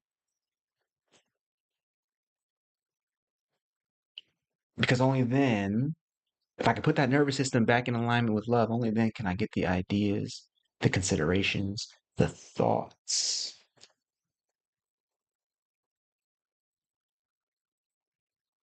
that are also in alignment with love. You understand? And so that's the idea for the night, that this we're talking about intention thinking in frequency. So critical. So critical. And how important sometimes, if you're like me and you kind of you like to think and you sometimes like to overthink, a lot of times we can sit down with pieces of paper and pencils and start trying to write out these ideas, not caring anything about the mood we are in when we write the ideas, not understanding that the mood we are in is dictating the quality of the ideas. You feel me? This is an error. This is a issue of not seeing reality clearly. Because how easy is it to overlook? We get into classrooms as kids and they say, bring out the pencils and paper. And you know what I'm saying? We start doing all this external work, not understanding that the very quality of thought that we're going to be privy to is predicated off of a state of being. What am I intending right now? Am I intending to understand or am I intending to misunderstand?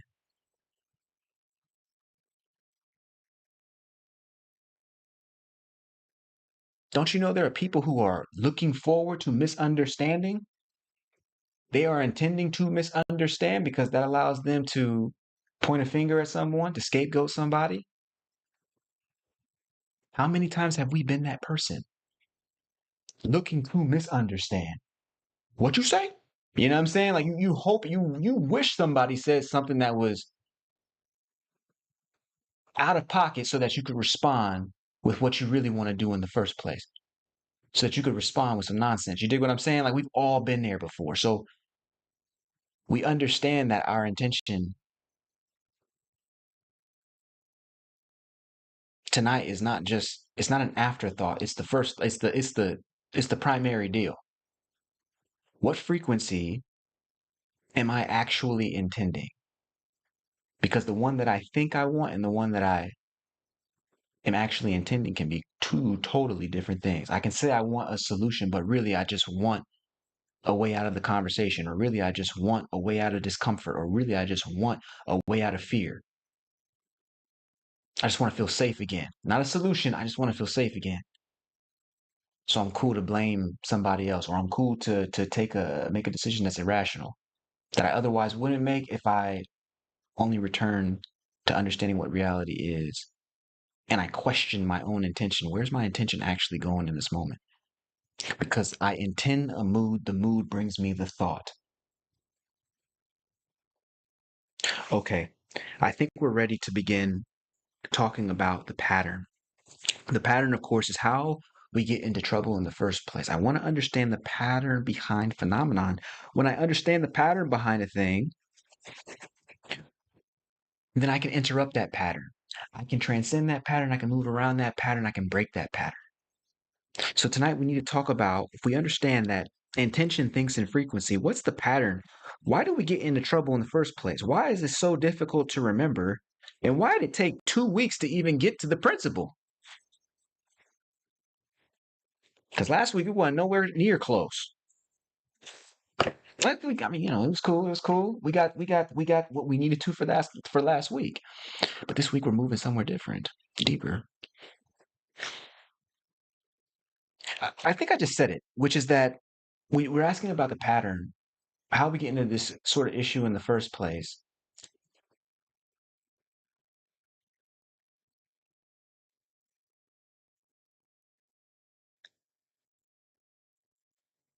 And really, I'm about to put it like this.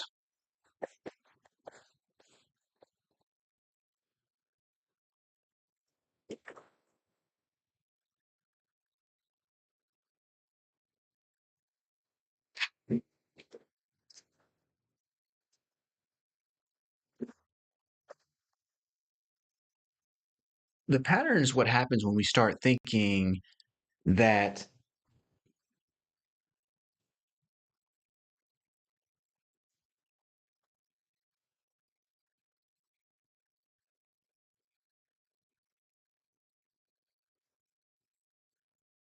let me start with the first part.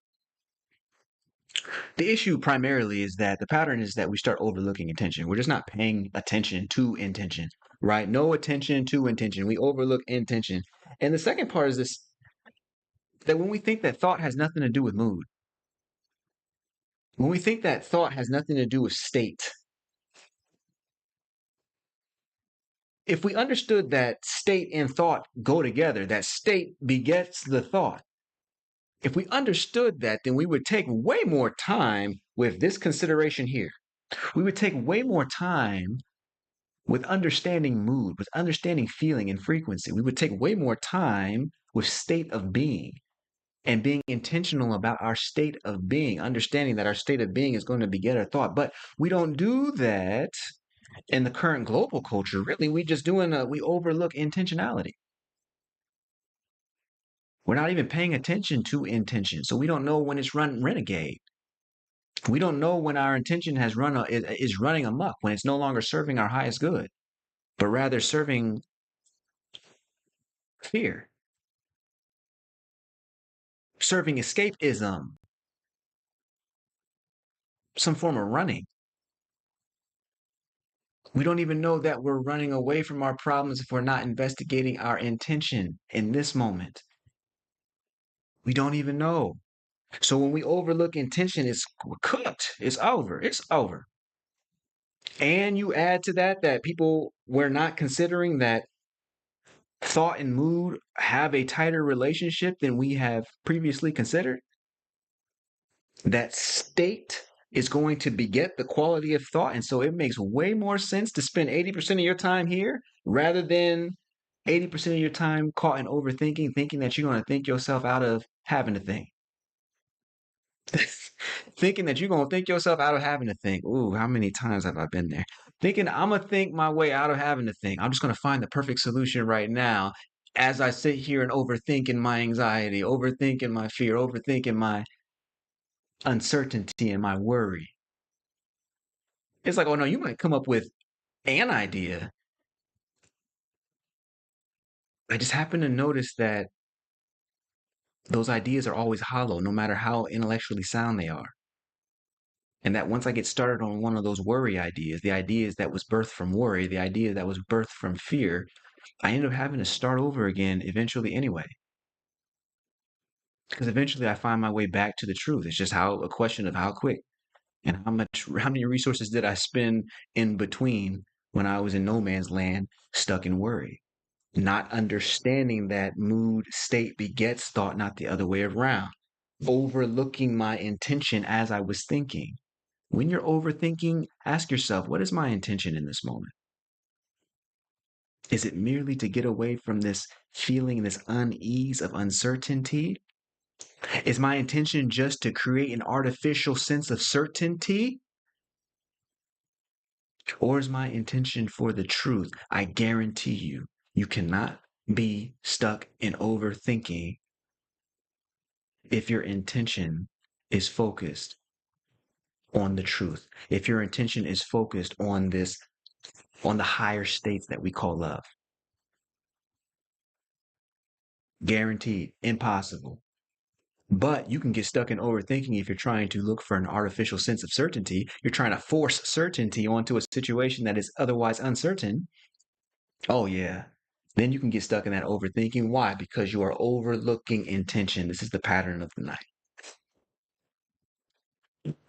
This is the pattern of the night. Okay.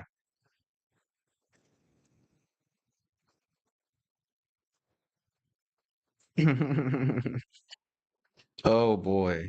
How many times have we been there?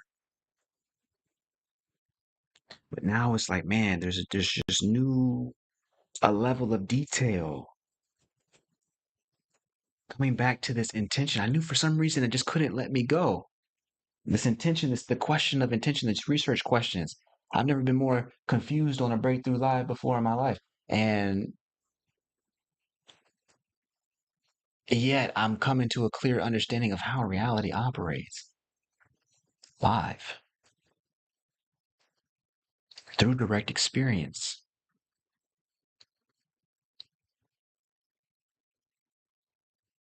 Mm,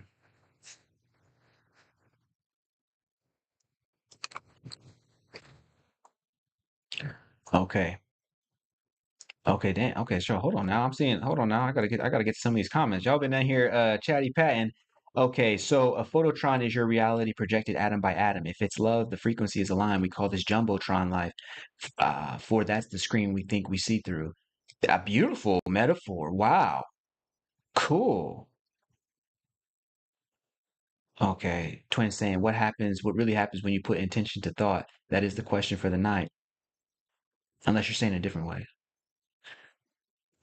Okay, break the board. Yes, exactly. Okay, Yvonne's in the room. Yvonne, welcome in. Welcome in. She says, yes, thank you. This is good. Astral projection terrifies me after Kundalini awakening. We are never alone and energetic beings are everywhere. Yes, right, right. But see, I like to know. You know what I'm saying? I'm in the let me know camp. You know what I'm saying? I saw a cat on Instagram talking about on TikTok. He was like, hey, y'all gotta stay away from all this new age spiritual stuff, man. You know what I'm saying? Like they're trying to they do meditation and that meditation opens you up to demons. And I just couldn't help but think, wow, like if you say your God is powerful and that your God walks with you, then what the hell would you be afraid of a demon for? You see what I'm saying? Like I'm like let me I like to find out. I like to know because I want to know just how powerful truth is. I want to know what happens when we see reality clearly. I want to know what happens when I abide in love, regardless of whatever other monsters, dragons, and demons happen to be around. I cannot care about that. You dig what I'm saying? Like we understand what the frequency is. We understand what the truth is. And we understand that that is what sets you free. And so it would only be fear that would make me cower. Because if opening myself up to God is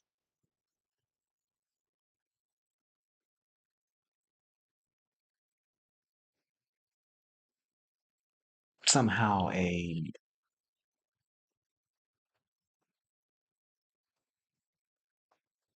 mistake,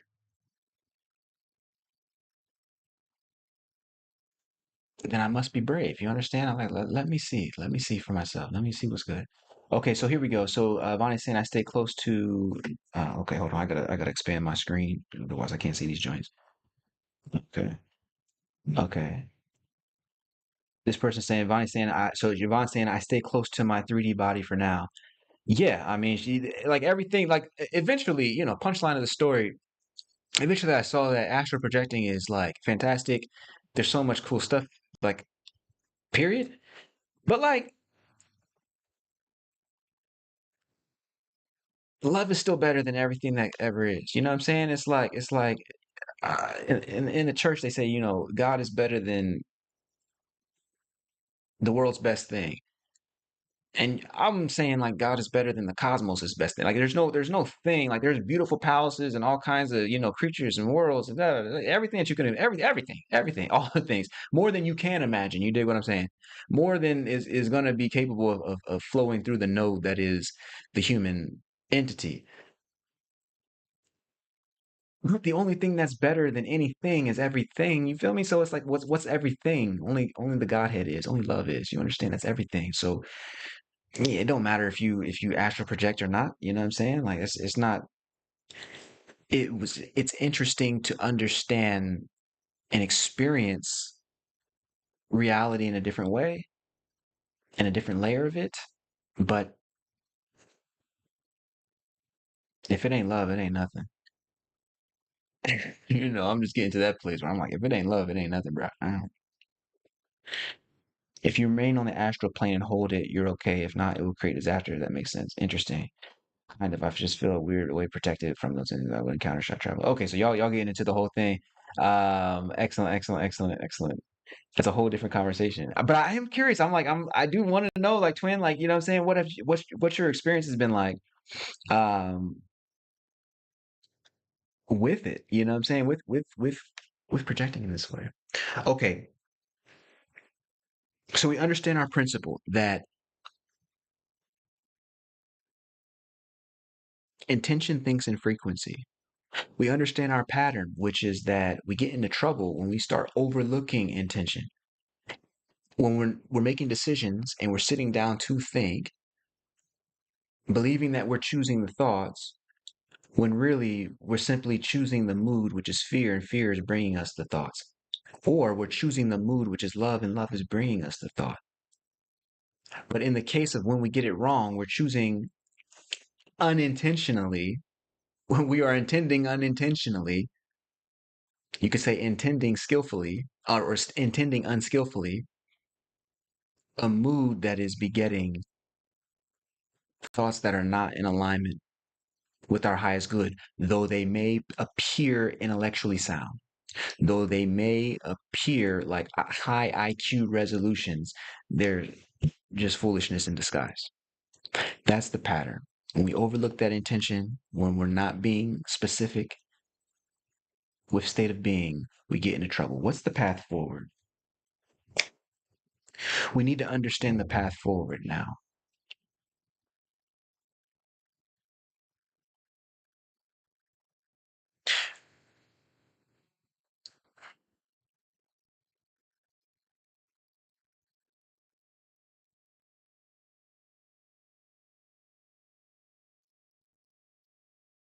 We need to understand the path forward.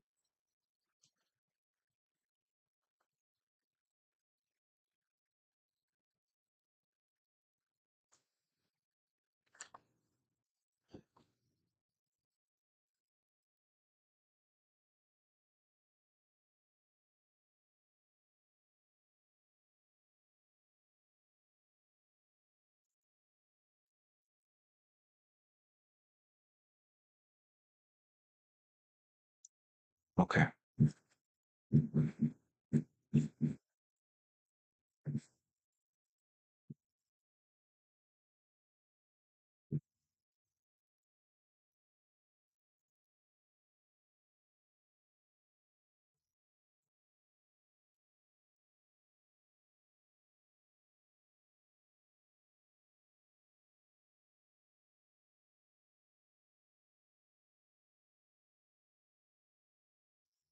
All right. I believe the path forward comes down to one question. What frequency do I intend in this moment? What state of being do I intend in this moment? In other words, what mood do I intend in this moment? Because when I understand that frequency is going to beget the sort of thoughts that my mind entertains, then the question is am I being skillful with my intention? Am I being skillful with the frequency that I am intending in this moment? Am I being intentional with the frequency that I am abiding in this moment? Am I being intentional? What frequency do I intend in this moment? Another way of asking this is what frequency am I intending in this moment? I even like that. Mm. Hold on. Grab my cat. We got backup though.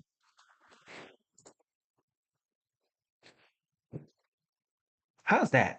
What frequency am I intending in this moment? I want to be able to do a double check because so often,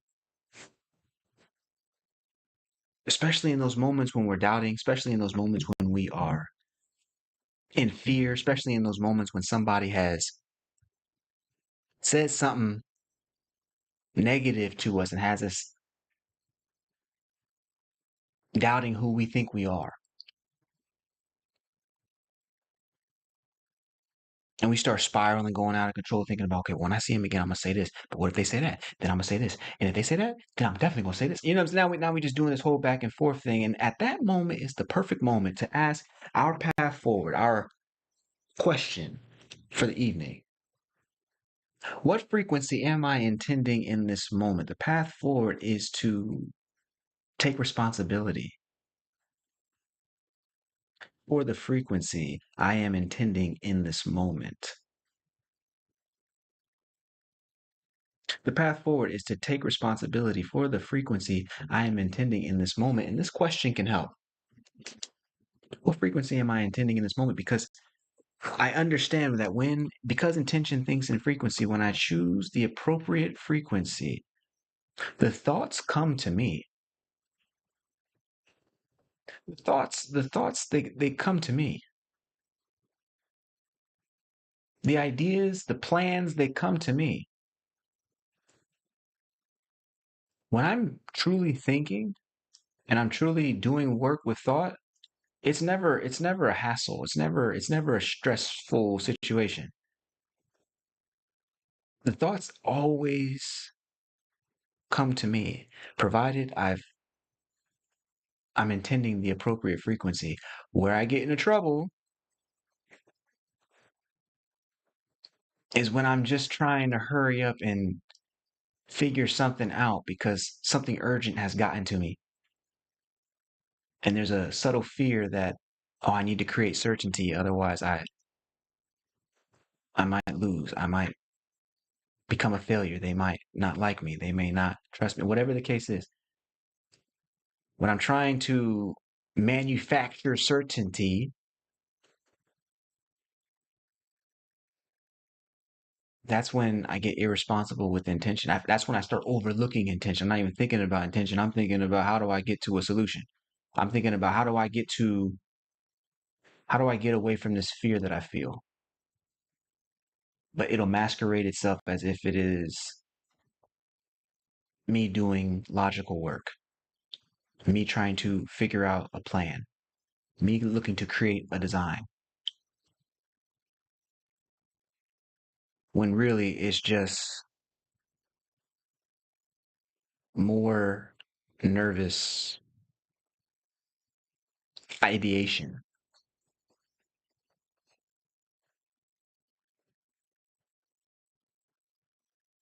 a sweaty, frantic search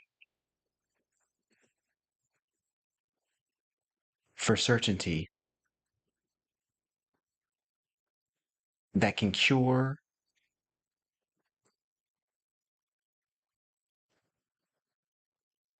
the feeling of fear, and it never works. It only feels like it works temporarily. You dig what I'm saying?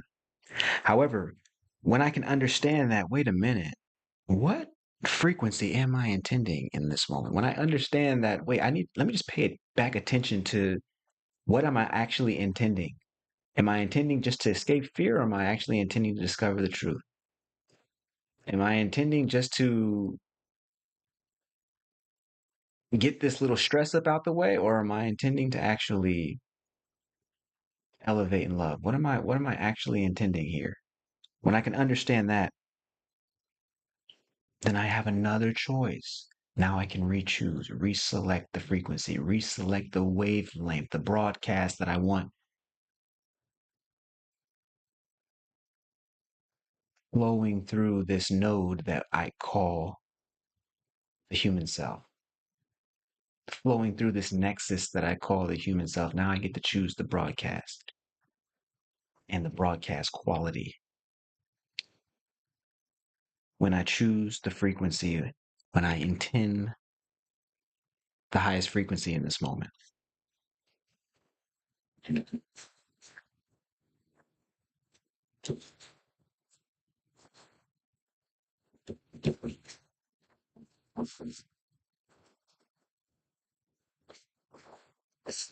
That's a big conversation.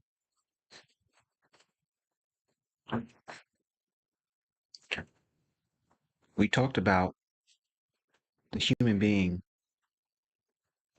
not as a discrete entity, but as a nexus, as a node in a larger network that responds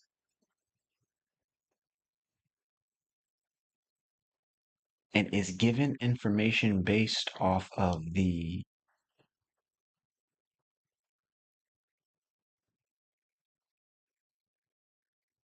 chosen vibration, chosen frequency, off of the wavelength that that node rests in or is responding to, which means that our intention directed at frequency begets the sort of thoughts in alignment with that frequency, begets the sort of broadcast content in alignment with that frequency. That's powerful.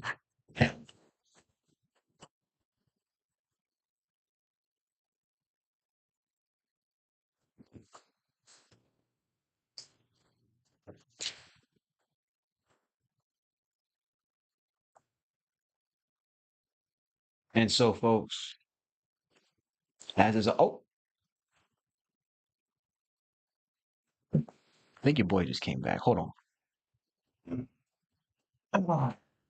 Man, he said that he missed us last week. You know what I'm saying? But this week, he said he got something for us. You already know who it is.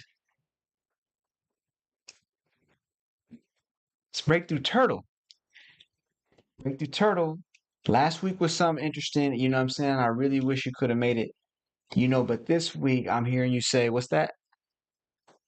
Okay, this week Breakthrough Turtle is saying he's got something that's going to be just perfect for us based off of our conversation tonight.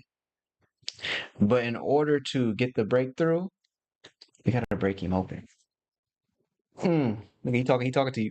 You see the head going, hey, wait. Okay, there you go. You see that you got to be here, breakthrough. Appreciate you, B. They got the turtles in the chat. Okay, not gonna lie, I'm curious to see what B has to say tonight on this. Yes, yes, you got the turtles in the chat. Turtles plus some eyeballs in there for you, like, and we don't know. Uh, okay, okay, here goes. So Breakthrough Turtle be giving out these, right? You know what I'm saying? Um, it's just that Breakthrough Turtle sometimes, All right, here's what he's saying. He's saying, look, even if it makes others uncomfortable, I will love who I am. Janelle Monáe.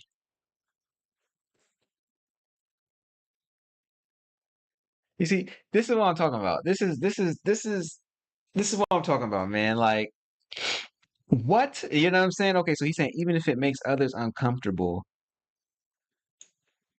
I will love who I am. Okay, okay. Okay, break the turtle. Our research question for the night was what happens when we choose thoughts intentionally?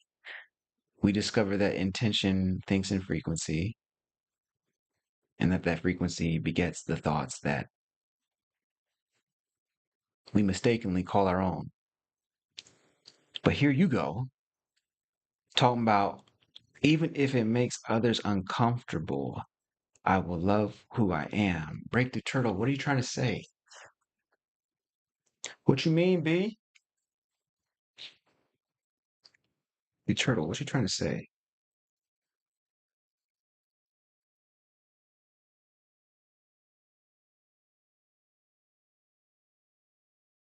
Hmm.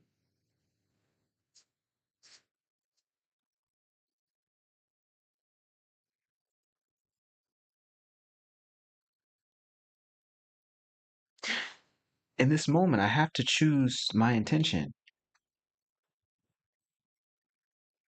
I could easily choose to make Breakthrough Turtle wrong, or I could intend to find the loving message within what he's telling me in the first place. So I have to set that intention, even if it makes others uncomfortable. I will love who I am.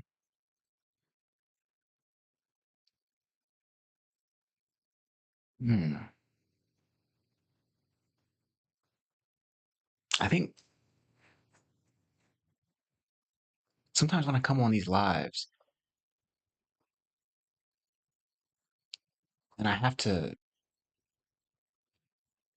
sort of abide in all of the in traditional media they would call it dead air. You know what I'm saying? Like we do a lot of quiet and silence on here because we're looking within.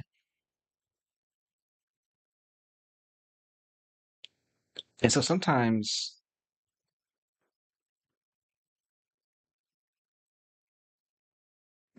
yeah, it feels a little strange. It feels a little odd. I almost feel uncomfortable by putting out something for somebody to watch that's like this. So in other words, this is kind of speaking to me personally tonight. That when we start talking about astral projecting, we start talking about these different ideas that really come from my life. It's not lost on me that people wouldn't understand. You know what I'm saying? It's not. I get that. But break the turtle. I hear you saying, even if it makes others uncomfortable, I will love who I am.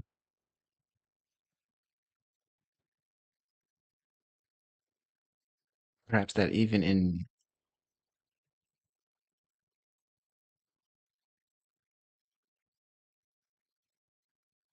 trusting love, I expand my definition of who I am.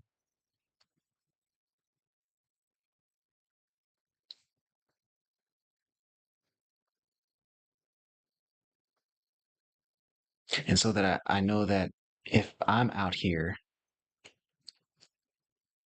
explaining and searching and looking, then perhaps there is another version of me who looks a lot like you who's doing the exact same thing.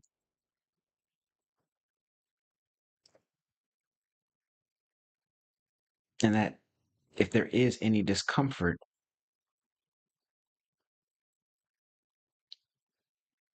it's the discomfort that comes from letting go of everything that isn't myself,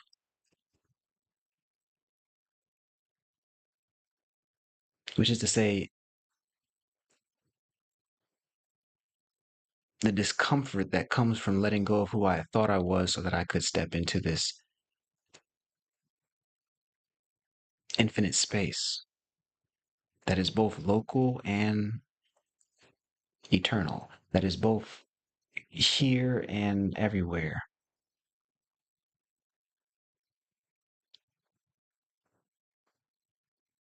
That if I give up the lesser comforts, then I can find the supreme comfort. That if I give up the lesser comforts of being liked, of being watched, of being understood, then I can acquire the supreme comfort of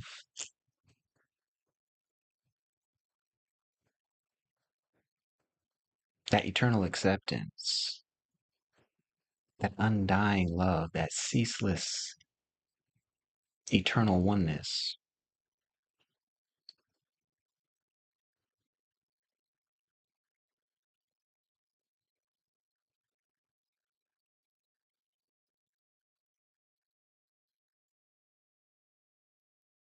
The kind that always comes with peace.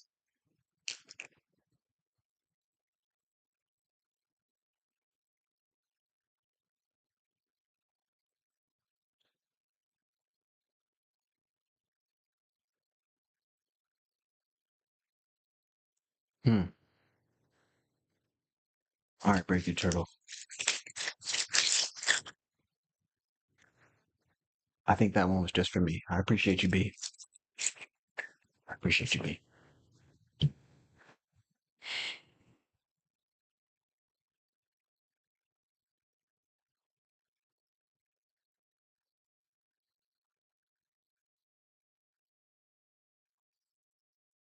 And folks, I appreciate you for being here. As we move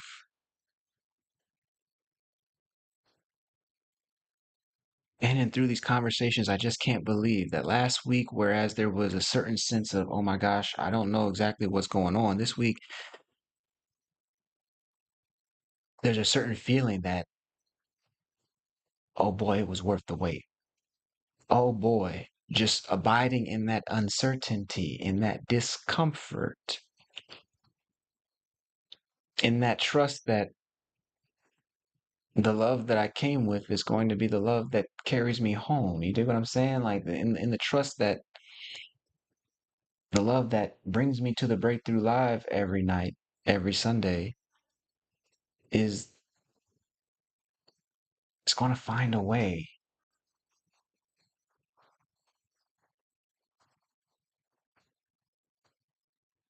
to express itself uniquely and appropriately in its own way.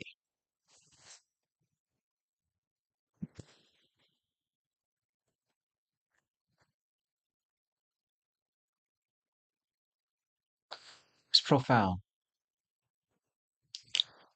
And so, folks,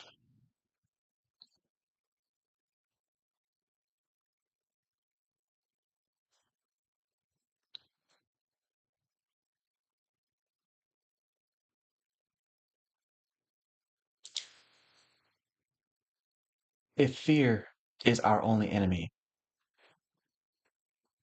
then we bring heaven to earth when we transform our minds.